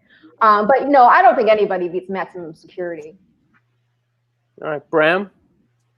I mean, I like midcourt a little bit, and I don't know. This Rispoli guy's red hot, so maybe Dark Vader, scare some people, but I think maximum security wins. I mean, clearly 1-9 is not really fun, but but outside of that, I think he wins. Yeah, I mean, how do you not take a closer look at anything Rispoli's on? Dark Vader 22-1 right now. I think we have Jose back on. Let me see. The screens are getting smaller and smaller. Jose, you're down there though. Do you hear us? Yes. Finally, my Wi-Fi was terrible here. So I'm doing it from the iPhone, straight from the LT. So I'm back. I thought you just said your wife was terrible there. Well, hey, I didn't say it. I didn't say anything. I said Wi-Fi. I said My Wi-Fi. wife. But I want to give kudos to whoever made a case for that long shot in the Oaks. Who was the one that added the long shot in the Oaks to the pick five? Bram. Shout out to Bram. So Bram, was it just the some of the back form, or what made you give a second look to that one? Just pure luck, Jose. Really, every once in a while, you just say something and it turns out to be right. And but no, I like Van Dyke, and I don't know, I'm a gut feel, see some trends, and that one was trending up for me, and that's really about it. Oh, guys, just real quick, that Miranaki, I just looked really quickly at the stud again. He's by Hurricane Cat. Again, by Storm Cat. The dam is Sky Beauty. Yeah, that's not going to be quickly. Anything that is not going to be quickly. Do you have a stud deal yet for your horse in place? Len, I love you, Len. So Jose, what's the ticket real look quick, if you missed it earlier, and I'm sure you were watching, Billy's Little Red Feathers Red King won the Del Mar Handicap, so they're headed to the Breeders' Cup. They're headed to the Breeders' Cup Turf, and Billy's a little excited. It's a little excited. Billy, I missed it. I was driving to Los Al, so late congrats to that. How pumped were you to watch that win? Oh, no, I wasn't excited at all, honestly. It was kind of expected. I want to thank no one. Yeah. We knew he was going to win, so I told Makatani, who's right here. Matt, what did I say before the race? You're going to win. Easy. With that move. You said you could go with that move, too. Yeah. That was the fastest. Billy, can you go to the Breeders' Cup? Are they going to let you in? Can you go to it? That I don't know. I'm planning. If not, I'll just dress up like an usher or something. Maybe I'll somehow. Good move. Yeah, I have no idea. If no fans can go, why would there be ushers? We need a different disguise for you. You're right. We disguise. Well, I mean, why have to kill it? Why have to kill my whole body? You're right. You're right. You have a real, hey, what did I read that you have the job? What did you get? Honestly, I just got named the new play-by-play voice of the Washington football team. That's amazing. We were going to get it there. We were going to get a slip. What are they called? They don't have a name yet. We don't have a name yet. Bram, is there any way that I could come on just for like a quarter of one of the games just to be with you? I just got the job and I don't want to get fired. So can we wait till next season? Just next season. Hey, man. No, honestly, big time congrats. I read that. That was good. Congrats, Bram. That's amazing. All right. Hey, listen. Danny, can I go watch this race? Please? I love it. Show us the commemorative saddle towel they gave you one more time. I want to take one more look at that. We gotta go outside. Yeah, let me see it. All right, hold on. Redkin paid $10.60 to win. There it is, guys. That's what you get. There we go. Beauty. Oh wait, hold on. Yeah, move over to the right a little bit. There you go. There it is. Go. That's the it. Japan Racing Association too, huh? Good year to win it. Yep. That's awesome. All right, brother. Dude, congrats. Enjoy this race. Congratulations. You guys have fun. Thanks for everything. I really appreciate it. Thanks for the mention of Karmathon. If you haven't already, if you're watching, and it's so easy, go to www.karma4horses.org. It's you can $10 doesn't matter. And I really, really appreciate it. Thank you guys for everything. Ellis, you're the man. Ren, I love you. Brand, congratulations. Sean, you're the man. Keep up the Twitter work. Danny, you know I love you. So I appreciate you. All right, brother. Congrats, man. We'll see you soon. Congratulations, man. Congrats, Billy. Thank you. All right, there's the website one more time. Billy mentioned it, karma4horses.org. Make your donation to Karmathon. We're hoping to be making a big donation if this ticket hits here in a little bit. Either way, we're all going to make a donation and support Karma. You should too. We've got comments coming in and picks from people. Do you think anyone's going to beat Maximum Security? Maddie says, nah. Edward, also on Team Max. All right. Rena likes Dark Vader. Dark Vader for Rena. Hilton, Max Security. He gets the easy lead. He'll win easily. We'll see if that happens. We do have one supporter here of Higher Power. I like Higher Power. Wrong year. I like Higher Power. Wrong year. Dan, Yeah. something else you might like about your winner rake. So the sire again is by Stormcat and Out of Sky Beauty, and then the bottom side is Dam Line. There are some stakes winners from Maryland. Ooh, I do like that. In the mix. I know. I just thought I would give that to you since I know you've got that strong connection. Hey, Dan, Jose, Ellis, one of you probably know the answer to this. Like, I haven't heard of Baffert taking on something like this before. Is this unusual for him? Like a horse this established? And I understand everything was very complicated how he got to him. But has he had other examples of this type of established horse at that point in their career coming to his barn? I don't think so. I think the only one that comes to mind is the one that Simon Callahan had for China Horse Club that got transferred. The name escapes me right now. Yeah, I'm blanking too. Who was that? That's the one with the saddle towel. Bad saddle towel. Yeah, the one with the silks that there was a switcheroos. Yeah. But it was one. I think that's the only one that comes to mind. I can't think of the name, but that's the only transfer high profile that I can think of as of right now. Because this feels really out of character that this happened. I mean, it really felt very strange, but it seems to be working out so far. Abel Tasman, somebody's saying. Abel there Tasman. you go. There we go. Good call. Madison Avery Oriole, thank you. Thank you. Well, All right, so, look. So the question is the pick 5 single here, or what's the pick 5 looking like? We're singled. Pick 5 is singled. Ooh. Oh, don't say ooh. No. Well, I think the last time I bet on Higher Power was in last year's Pacific Classic, and I think the next time I'm betting him is right now in this year's Pacific Classic. So we'll see. Well, a lot of opinions coming in here on this race. Thank you to everybody tuning in right now, watching along with us. We're going to put the sound up for you. By the way, everybody on this show, just a reminder, do not speak when the race is off. The viewers will yell at us through their computers. So once the race goes off, do not say anything. Here it is. Enjoy the race. They're off in the TVG Pacific Classic. Maximum Security had a very good beginning. Sharp Samurai goes with him on the outside, and these two will set the pace. Higher Power, Miranyake right behind them, and then Dark Vader on the outside. Midcourt is at the back of the pack early, riding the rail as they race by the stands for the first time, where Maximum Security leads the way. Sharp Samurai glued to him in second. Higher Power is third on the outside, racing for that turn. And then it's Midcourt, who's moved up a couple of spots after a 23.93 opening quarter mile. Miranyake is second last. Dark Vader is the trailer with 7 furlongs to run. Maximum Security is the leader. Maximum Security by 3/4 of a length. Sharp Samurai tries to cling to him early. Maximum Security looks like he's doing it easily at this point. And then it's Higher Power, who's on the outside and edging up closer under Flavian Pratt now. And Higher Power's going to be close up to Maximum Security for the run up the backstretch. They went a half mile in 47.98 seconds. Easy second quarter there for Maximum Security. Higher Power now takes him on 3 wide. Sharp Samurai between those two hangs in there. Midcourt fourth, 2 lengths off the lead. And then it's Dark Vader and Miranyake. Maximum Security on top as the field moves for the far turn. Sharp Samurai has been battling him the whole way. Higher Power is outside of horses.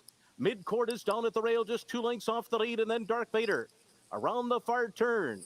Maximum Security, Sharp Samurai just won't go away. He's still just a neck back midway on the far turn. Midcourt has moved up into third. Higher Power is fourth. And they're into the stretch. And it's Maximum Security off the turn in front. Sharp Samurai has run a big one today. But with 1 furlong to run, Maximum Security has the lead. He's opened up by 2. Sharp Samurai is second behind Maximum Security, who takes them all the way in the TVG Pacific Classic. Won it by 3 lengths over Sharp Samurai, and then it was Midcourt and Higher Power, and a final time of 2:01.24. I called the runner-up. Heck yeah. Ellis did call the runner-up. And I back. Huh? Did you bet your exacta? I absolutely bet it. I felt I had to now because I wanted to get our pick 5 home. Yeah. So I decided just to hammer the 5-6 exacta. Awesome. Very nice. That's Very great. nice. That was Tis the Law, Caro all over again. That was, yep, exactly. I'm trying the rest of this in celebration right now, because hopefully. So I want some reactions here. The viewers are chiming in. Ren, let's start with you. He did have things his own way early. Yes. He did have to dig down a little bit. What did you think about the performance overall? You know, it was one of those performances where he always looked comfortable. He always looked in command. Cedillo didn't really have to do anything until the turn for home and asking him. That said, I mean, I do wonder when he has to go up, you know, with horses like Tom Zita and Tis the Law in the Breeders' Cup Classic, how that will work out for him. But this was a clear-cut victory. As I said, he was comfortable the whole time. I'm just looking at the. I mean, it was a solid performance. Solid. Bram? Like Larry said, Ellis, Sharp Samurai would not go away. I mean, they were stacked on him the whole time. We were in the first turn, Sharp Samurai and higher power, and then midcourt snuck up. And it was a great ride by Hernandez to stay glued to him. Max McCurry just was better. That horse is tough. I mean, he's really tough. Sharp Samurai was there the whole time, and he just never let him get in front. You know, so many times you'll see the front runner, and eventually they get caught and they get hooked, and that's it. And this horse is tough. Like, this kind of reminds me a little bit of Gunrunner, where Gunrunner was the same way, where he was just tough. It didn't matter who got close to him, he would fight them off and just run away from them consistently. And the second someone got close, he never wilted, he got faster. That's the same thing with this horse. He's really tough. Jose? I just think that when he grabbed that opening quarter so easily without really being asked, when he was traveling that easily into the first turn, he was going to be tough to pass. And kudos to Abel Cedillo, who took some criticism last time out for a little bit of a funky move. Very happy to see him, get the spotlight on him on a big horse, and he delivered. So he rode him perfectly, and hey, he proved that he was best today of this group. So it's a good win. We'll see how he moves forward, but he did it. And he did it well. Yeah, I feel bad. I feel like I was sounding a little. Not enthusiastic enough. I mean, this is a really superb horse. I'm taking nothing away from him. I guess I just, it's hard. We say, well, Sharp Samurai never went away. And Sharp Samurai, a very nice horse, a very nice performer. But what we've seen from Max time and time again is he is an alpha male. And I'm just waiting to see him have a horse like, again, a Tom Zita or Tis the Law come at him and see what happens.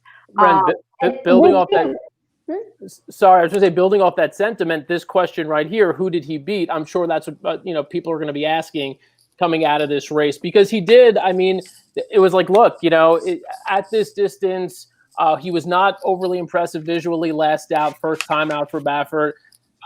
So now, I mean, those in Team Max will say, look, he's the same old maximum security. But I think that question I just put up is that some of the doubters will certainly ask that question. Who do you beat?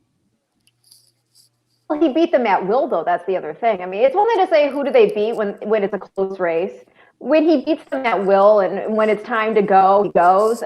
He's still, like you were saying, I do think Max is Max. I don't think what we saw in his previous season was an aberration. The other thing I will say is I was surprised when you said Ren freezing, or is that me? It's you. Am I freezing? Sorry. I think it's you. But, it's not me, Dan. It's you. Yeah, it's not. It's you, Dan. It's you. But, it usually is. The thing I thought was also surprising is, was it you, Dan, who had mentioned that there were some people who were a little skeptical of him at a mile and a quarter, which first of all is laughable for obvious reasons. But also, I mean, even if you just look at it from a pedigree perspective, his sire New Year's Day is a son of Street Cry, and then he's out of Little Indy, who's by Anna Sheed, and Anna Sheed is a son of AP Indy. So, that's classic pedigree right there, obviously.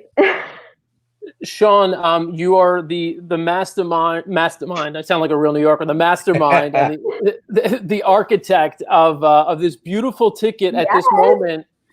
We are alive to 7 horses here. I have not looked at potential will pays. I'm assuming they're going to be good. I couldn't wait. As we vouch, we are excited to win, A, for ourselves, and B, so that we can make a really nice donation coming out of this to Karma, which is holding Karmathon today, karma4horses.org if you want to support that. Sean, first off, we haven't gotten to your take yet on Max's performance there. Would like to hear that. Oh, yeah. And then transition from that into the setup here for the final race. And by the way, we're supposed to be off air at 9:45. I'm going to stay here, right? This is working so far, so I'm not leaving. Bram, you can leave if you want. I'm not going. I got to see what happens. I'm going to here get a big ticket together. Sean? Every time, Dan. It's always overtime with you, Dan. It's only 20 more minutes. Come on. Oh, man. What did you tell me the other day? You were like, I was on for 8 hours one day. Yeah. He was only scheduled for 1. Yeah. What did he tell you guys about how long these things would be? Because he told me something way different than what they turned out to be. It's like the Jerry Lewis marathon on these shows. Like, man. Well, now the Pick 5's live, so you got to stay now. I mean, these Pick 5. Obviously, I do. Obviously, I do. These will pays are juicy. I just pulled up the will pays. They're pretty, they're pretty nice. 7? I'm scared to look. I'm scared to look. I'll give you guys. I'll give you guys the rundown of the will pays. All right. Okay. Yeah. So the 3 horse, $10,960. What?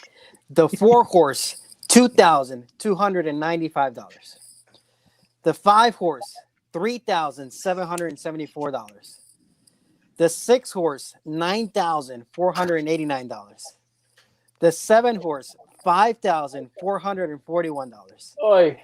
The 10 horse, $6,369. And the big 12 horse coming in at $17,000. $17,000. One time. And that horse has a shot too, I think. So that was one that Renan wanted to include. I thought we got 17 grand. I wanted the 7 as well. I want to give Sean big props. Ticket structure is so important. Sean. That's a great ticket.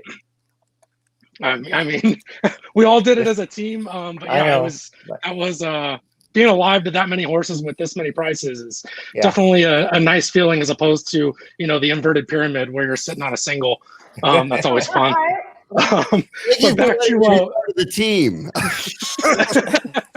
Well, it was very simple. All you had to do was hit the reply button. True. And Bram's pointed at no, not anymore. Not anymore.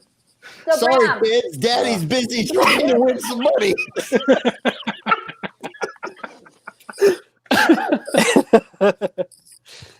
Oh my God! Sorry. Back to maximum security. There it is.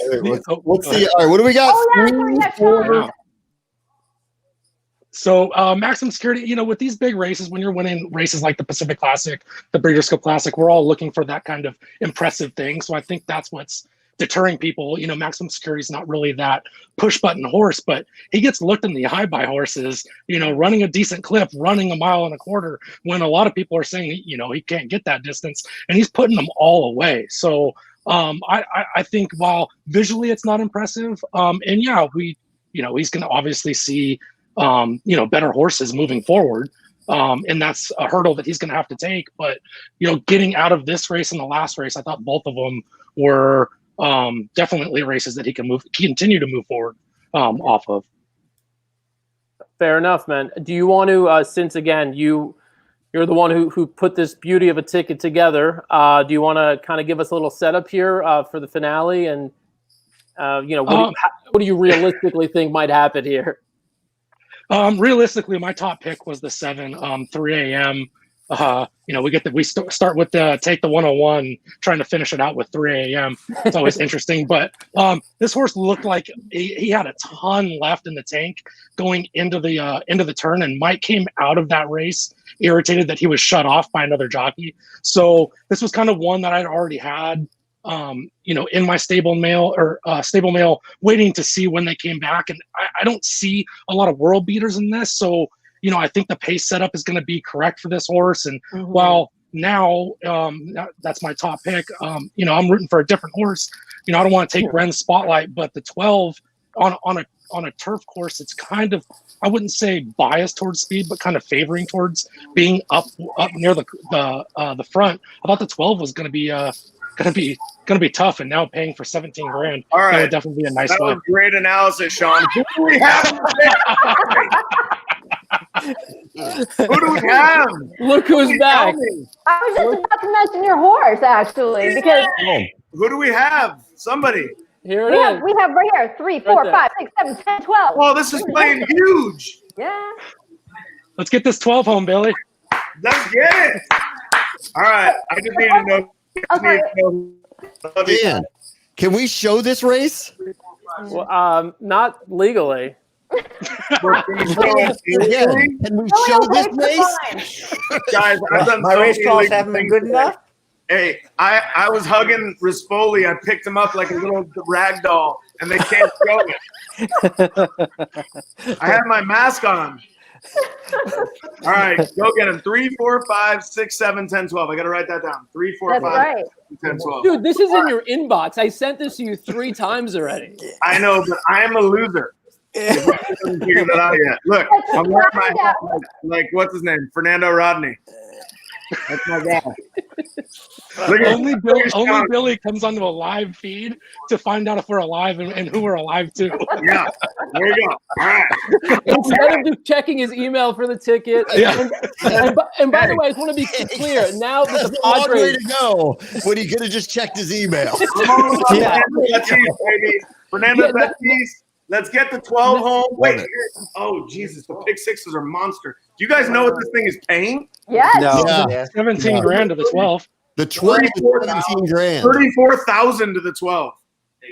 That's for $1. You look at the dollar we'll pay. Yeah. Oh, we only have 50 cents. Yeah. Yes. I told you guys this thing. No one was listening to me. Ellis was like, oh no, we should use United. Jesus. Billy, I love you, Billy. You know what though? Billy's Red King actually flatters 3 a.m. because back on that December 1st start at Santa Anita, Del Mar rather, wound tight. And then you had big runners. 45 minutes. Running line. What? The horse that was fifth at day, Farquhar, was then 3/4 of the length beaten by your horse. He got beaten by Red King. And this horse was right in the mix in that race. Okay. I was expecting like a 2.5 hour pedigree analysis. That's it. Boom, boom. Done. All right. Billy, Ren is still working. Ren is still working here. Ren is amazing. Let me tell you something. She gets. I give her a lot of crap. Watch her, yeah. She really is very good. And by the way, I'm a big fan of her husband's. She knows that. Yeah. Yes, I do. Matt and I go way back. Yeah. So I give Ren a lot of credit. She does a great job. Thank you. In all seriousness, I just love fun of her. That's all. I love it. Bring it more. I'm already trying to work out the stallion deal for Red King. Yeah, he's probably not going to happen, but that's okay. Female family of Royal Delta. I don't know how many people want to breed to horses that can only run 1 3/4 miles. It's okay. But that's okay. I love your I'm just hoping like they might that brand goes back to Washington and goes, maybe they should be called the Red Kings. Red Kings. Look at it. See? Now he's good. Jose has no idea what's going on right now. Jose is in a different world. Jose's also about to work right now. I'm about to work and I'll be on TVG in 30 minutes. All right. All right. I'm signing off because that was good luck when I left. Yeah. All right. Yeah. That's good. Let's freaking get this. Let's this for ourselves. I need some money, to be honest with you guys. I mean, Ellis is rich. He's got Sean, I don't think works. It's on Twitter. I have Ren makes money. I have a 2-year-old. I gotta make money. Yeah. So let's make this money. All right, guys. I love y'all. See ya. See ya, brother. Peace. Oh my God. This has been our greatest show ever, by the way. Right? I love that. What was powers his thought that be process? agree. What was his thought process? Okay, maximum security won. Who are we alive to? I'm gonna go jump on the show and find out. Let me open up the link to this stream. Instead of checking my email and see what numbers were allowed to. Yeah. I don't remember the last time I was laughing so hard I broke down to tears. So thank you for that. I mean, you started laughing just eating cheesecake earlier. No, because again, it was me picturing you, like punching yourself, watching every single backtrack of a horse. You also gave us a major backstory about why you were having cheesecake. As 3 people were waiting to get in the stream. Oh, there it is. All right. By the way, Jose, I know we're all talking Del Mar, but my dad, he's already thinking about how to spend the money. So this is what he just wrote. You want your early pick 4 at Los Al pick now. 4. It's right there. Right there. Hold on, let me full screen that. Hold on. So it's all right. 2-3 with the 1-3-5-6 with the 3-6 and 4-6. All right, hammer it for $10, Pops. Yeah, hammer it for $10, and the lock of the night best bet is in race 5. Race 5. I'll give you the best bet. Race 5, D8. Drewski on the outside. Race 5, D8. All righty. Well, hopefully we'll have some extra bullets to fire. Ellis, we haven't gotten your analysis of this finale here. I know this wasn't part of the gig originally, but as Bram, has now made everyone know, sometimes you get more races than you bargained for. So yeah. Sometimes, Dan? Is it sometimes? On my pick 4 ticket, I went down in flames because I singled the horse that we shouldn't have never singled, and I don't mean Striped Samurai. I had the all button, but it really is. I agree with Sean. 3A certainly fits coming out of the stakes, dropping back to this level. It's kind of interesting to think of a horse with 4 wins still eligible for the first allowance condition, and that race off the claim was just on dirt. That was the Soy Fett we talked about earlier. And then the Del Mar race, and interesting to hear was that I think Ren said that, or somebody said Smith was upset about that, getting stopped in traffic. Yeah, I like Shadow Sphinx a little better, but he's 2-1 now, so it doesn't matter. He's the lowest pick 5, so I hope, honestly, we have better prices. But that was a big effort coming back from January of 2019 to June to come up with a win. It got a 106 Equibase speed figure, which is really good. I mean, it's the top in the field last. A couple of the horses got 104s, 105s that we're using in this race. Pratt is riding him back. And the 5 Salvatore Mundi, he's run really well off the layoff. He came back from October to June, 1st and 2nd. So I made the race 4, 5, 7 in terms of contenders. And that's where the board is right now with the Shadow Sphinx, the 4 at 2-1, Salvatore Mundi at 7-2, 3 AM at 5-1. But certainly I'd love to get one of these other ones home. The 3, we have Ostini with Hernandez coming out of a win at Calbred level, who can win back-to-back. That win, by the way, came because he took blinkers off. So whenever you can find a reason for fans out there looking at how did this horse win at 13-1, you took blinkers off. You can find the reason why. You can kind of estimate whether the horse can repeat it or not, and certainly that's a possibility. The 12, knee deep in snow, 1 back, the sprint, blinkers off. Mario, Shelby Ruiz does pop with horses once in a while. Those 2 horses in particular, I mean, I think the old Ostini with blinkers you would expect to be on the lead. I guess we don't expect that anymore, since it worked out a lot better from off the pace last out with the blinkers off. Do we think knee deep in snow is just gonna send early and see how far they can go with that one?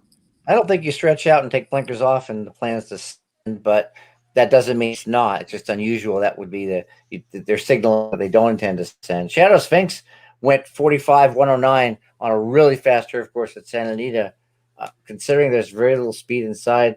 And by the way, Ostini only proved he was a closer because he got squeezed at the break and broke 11th. I think he might go, Dan. You do? Okay. Back to the old pattern. Yeah. Okay. Ren, Bram, I don't even know if the 7's my top pick, but I do think 7? The 12 could get in there, but the 7 for the reasons already outlined by Sean, and also like I said, because if you look back at the last time he raced it December 1st at Del Mar, that mile turf event, that second place horse, Big Runner, he recently won the Siren Lure Stakes. And then again, the 5th place finisher, Farquhar, was 3/4 of lengths beaten in an optional claimer ahead in front of Red King. So it just flatters the form a little bit. I have one quick question because we put these up a few times. The Breeders' Cup Classic rankings coming into today, Tis the Law 1, Maximum Security 3. I think we'd all probably still agree Tis the Law is still a very firm and secure number 1. Would you have Maximum Security leapfrog Tom's D'Etat? Would you say he's moved himself into a strong 2 right now? Anybody can take that. I think you have to, only because he actually did with Tom's D'Etat. I was uber impressed by what he did in the Whitney, and almost at the feet was more impressive than just beating a group here easily, a facile victory. So you kind of have to leapfrog him, I think, but that doesn't mean that I necessarily think that Tom's D'Etat couldn't overcome him in the Classic. I'm liking this current win price on the 2 guys, Tiberius Mercurius. Back to the issue at hand. Yeah, because this horse, what was the road pay on this 2 horse? I feel like he's getting overlooked just because he's getting a switch in riders. Obviously, the hot riders right now, the in talk is Pratt and Rispoli on the turf.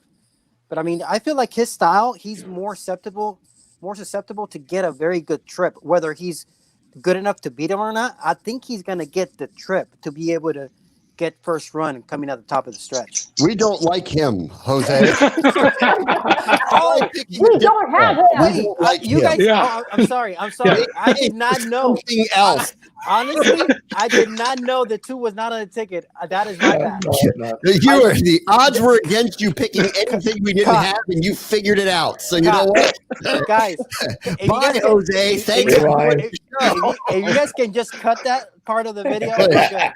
Initially, I thought Dan showing Zenyatta losing was the worst thing that happened. You've topped it. That actually happened, Jose. I honestly did not know that horse was not covered here. I like the 10, actually. Desmond Doss. That's the one I'm kind of landed on. I like the 10. I think he's got a shot here.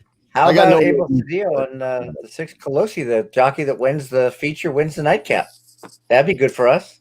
It would be. Yeah, that'd be really good. The 12 on the board right now. Really good for us. 17,000. Do you think Billy already forgot what numbers are in the pick 5? Yeah, the 2 is one of them now, thanks to you. he's going to be rooting for this too, for sure, thinking that he's got the 2 somewhere in the ticket. I think it's a good pick, Bram. Desmond Doss. Yeah, I think that makes a lot of sense. All right, guys, so I'm gonna jump out the stream. Okay. Gotta get ready for the show. See ya. For if you a few degenerates are gonna tag along and watch LaSalle after this, be my guest. Tune into TVG. I'll be out there live from LaSalle. Can we be friends? Because I like cheese. For sure. No team no cheese. No. Cancel this. Team no cheese. That's why quesadillas were invented. No, that is why quesadillas were invented. Get the cheese out of the tacos. Team no cheese on this side, ladies and gentlemen. But no, good for the chat. I'll be rooting for that pick 5, guys. Close it out.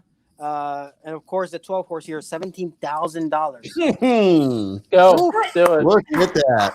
All right, Jose. Thank you, brother. Good luck tonight. Have a good night. All right, we'll see you soon. So Daily Double is actually suggesting here that we do something that I didn't want to suggest. But somebody had to suggest it. Essentially hedging here with a couple of prices. Do we want to hedge? I mean, we're already 120 in. I think when you have more than half the field and all the horses you have are higher than yours, mostly, I usually don't when I'm in the situation. Sean might have a bit of an opinion, a different opinion when you get into this situation.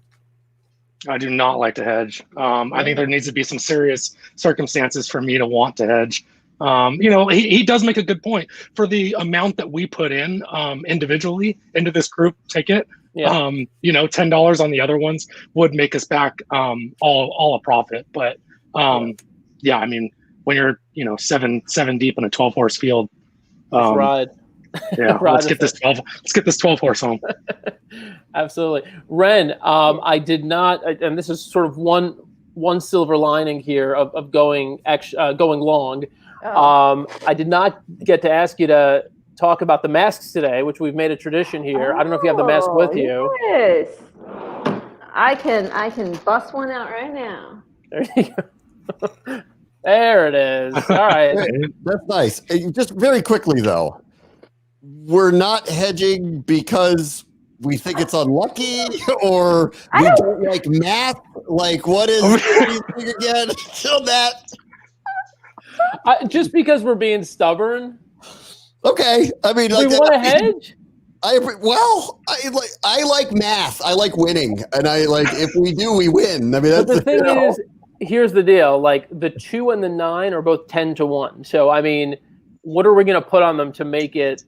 I mean, we've put 120 in, right? So the 2 and the 9. I mean, we essentially, if we put 120 in right now, if we hit our ticket, the worst thing we're going to win is like 2,500, right? That's the worst number if we hit, right? Right. 20, yeah. I just don't like betting against myself. Between 120 and 2,500, you know. Well, they're about to break, so yeah. Don't overthink it. Don't overthink it. All right. Pop our ticket back up. Boom, boom, boom. Hold on. There it is. All right. There's 2 horses left in the gate. If we don't hit this, I'm gonna cry. Yeah. We're all gonna cry. There's still, by the way, again, I don't know what platform anybody's watching on right now, but in total, we still miraculously have 120 people watching us across our platforms. Nice. They're still just I guess they want to see if this turns out or if we suffer some really brutal loss here, but they are still being watched. Last one's in. All right, let's do it. Come on, I don't want to get in any legal trouble, so I'll just do my best. Right. 3, 4, 5, 6, 7, 10, 12. Let's go. I'll start calling it about the first turns. Coming out of the chute what a again. great break by the 12. Oh, man. Was it good or bad? Yeah, it was good. 12's right on top, yeah. Yeah. All right, it's 3-horse battle going in the first turn with the 1 by a neck over the 4. 12 about a length back. It looks like he's going to tuck in, which is great. Ooh, that would be great. Okay. 13 is next. Arm guard in the 2 path. On the inside of him is the 5, Salvatore Mundi. And then the 2, Tiberius Mercurius, followed by the 9 of Good Report. 23.90, decent fractions, not too bad. The 1 is really running off here a little bit. At 90-1. At 90-1.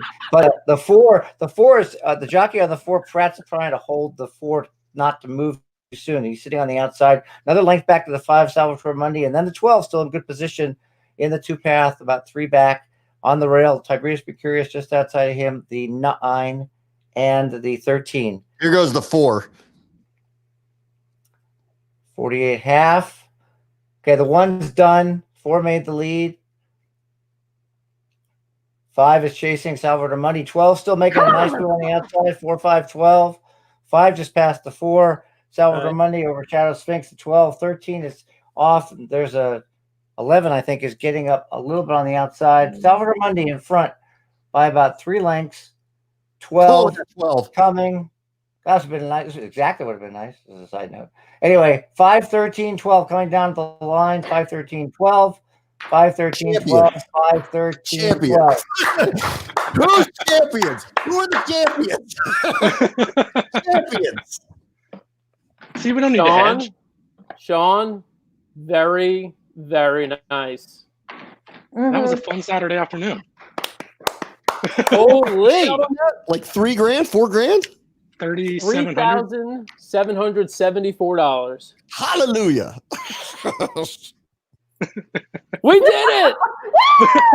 We did it! Where's Billy? I'm waiting for Billy to now. Yeah, Billy's not in the next race. Way. Who do we have in the 12th? Yeah, the all button.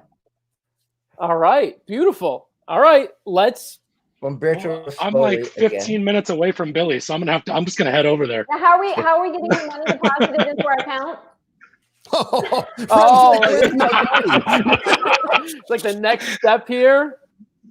Let me see. I've got to, I've got to weigh the withdrawals that are still pending, the deposits, isn't that? I already paid my money in. No, absolutely. Do I get anything for paying you first? Yeah, right. An extra $5. No, I thought Dan's email was hilarious, where he was like, I understand if people don't like putting in the money into the ticket until it's live, but I thought to myself, heck no, I'm not going to pay for a ticket after we're rolling. I will gladly pay you Tuesday for a Big 5 today. Exactly, I can't do that. So there's the website again, karmaforhorses.org. Yes. We are going to be making a donation. We encourage you to do it too. Thank you all for hanging in through overtime here. This is a very good idea at a minimum. Vanessa, thank you. And we encourage everyone again to do the same. Thank you, everybody. Racing, thank you. Thank you. Thank you. And Pops was there with the exact. He's my accountant as well, by the way. I love it. He's already rolled it back on the Los Al pick 4. Oh yeah, yeah. It's no joke. I've told Dan this before. If we were going to have a boy, I was going to name him Maxim or Max. Yeah, so it's a good time to be named that. I know. So now I'm just double checking the ticket to make sure I didn't mispunch anything. Dan, give me a second here. Don't you dare! Hopefully you played it for $2 on accident.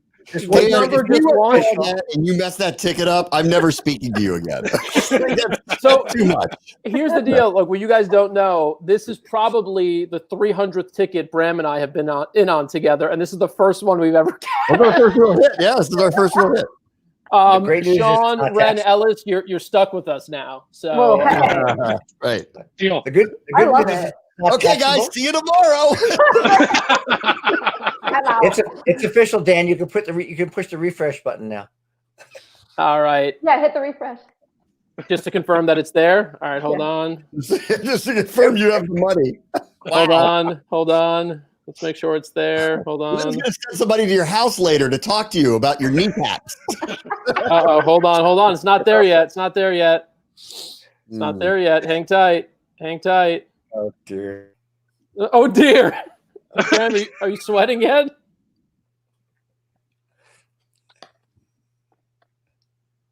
Hold on. Come on, refresh. It's not there yet.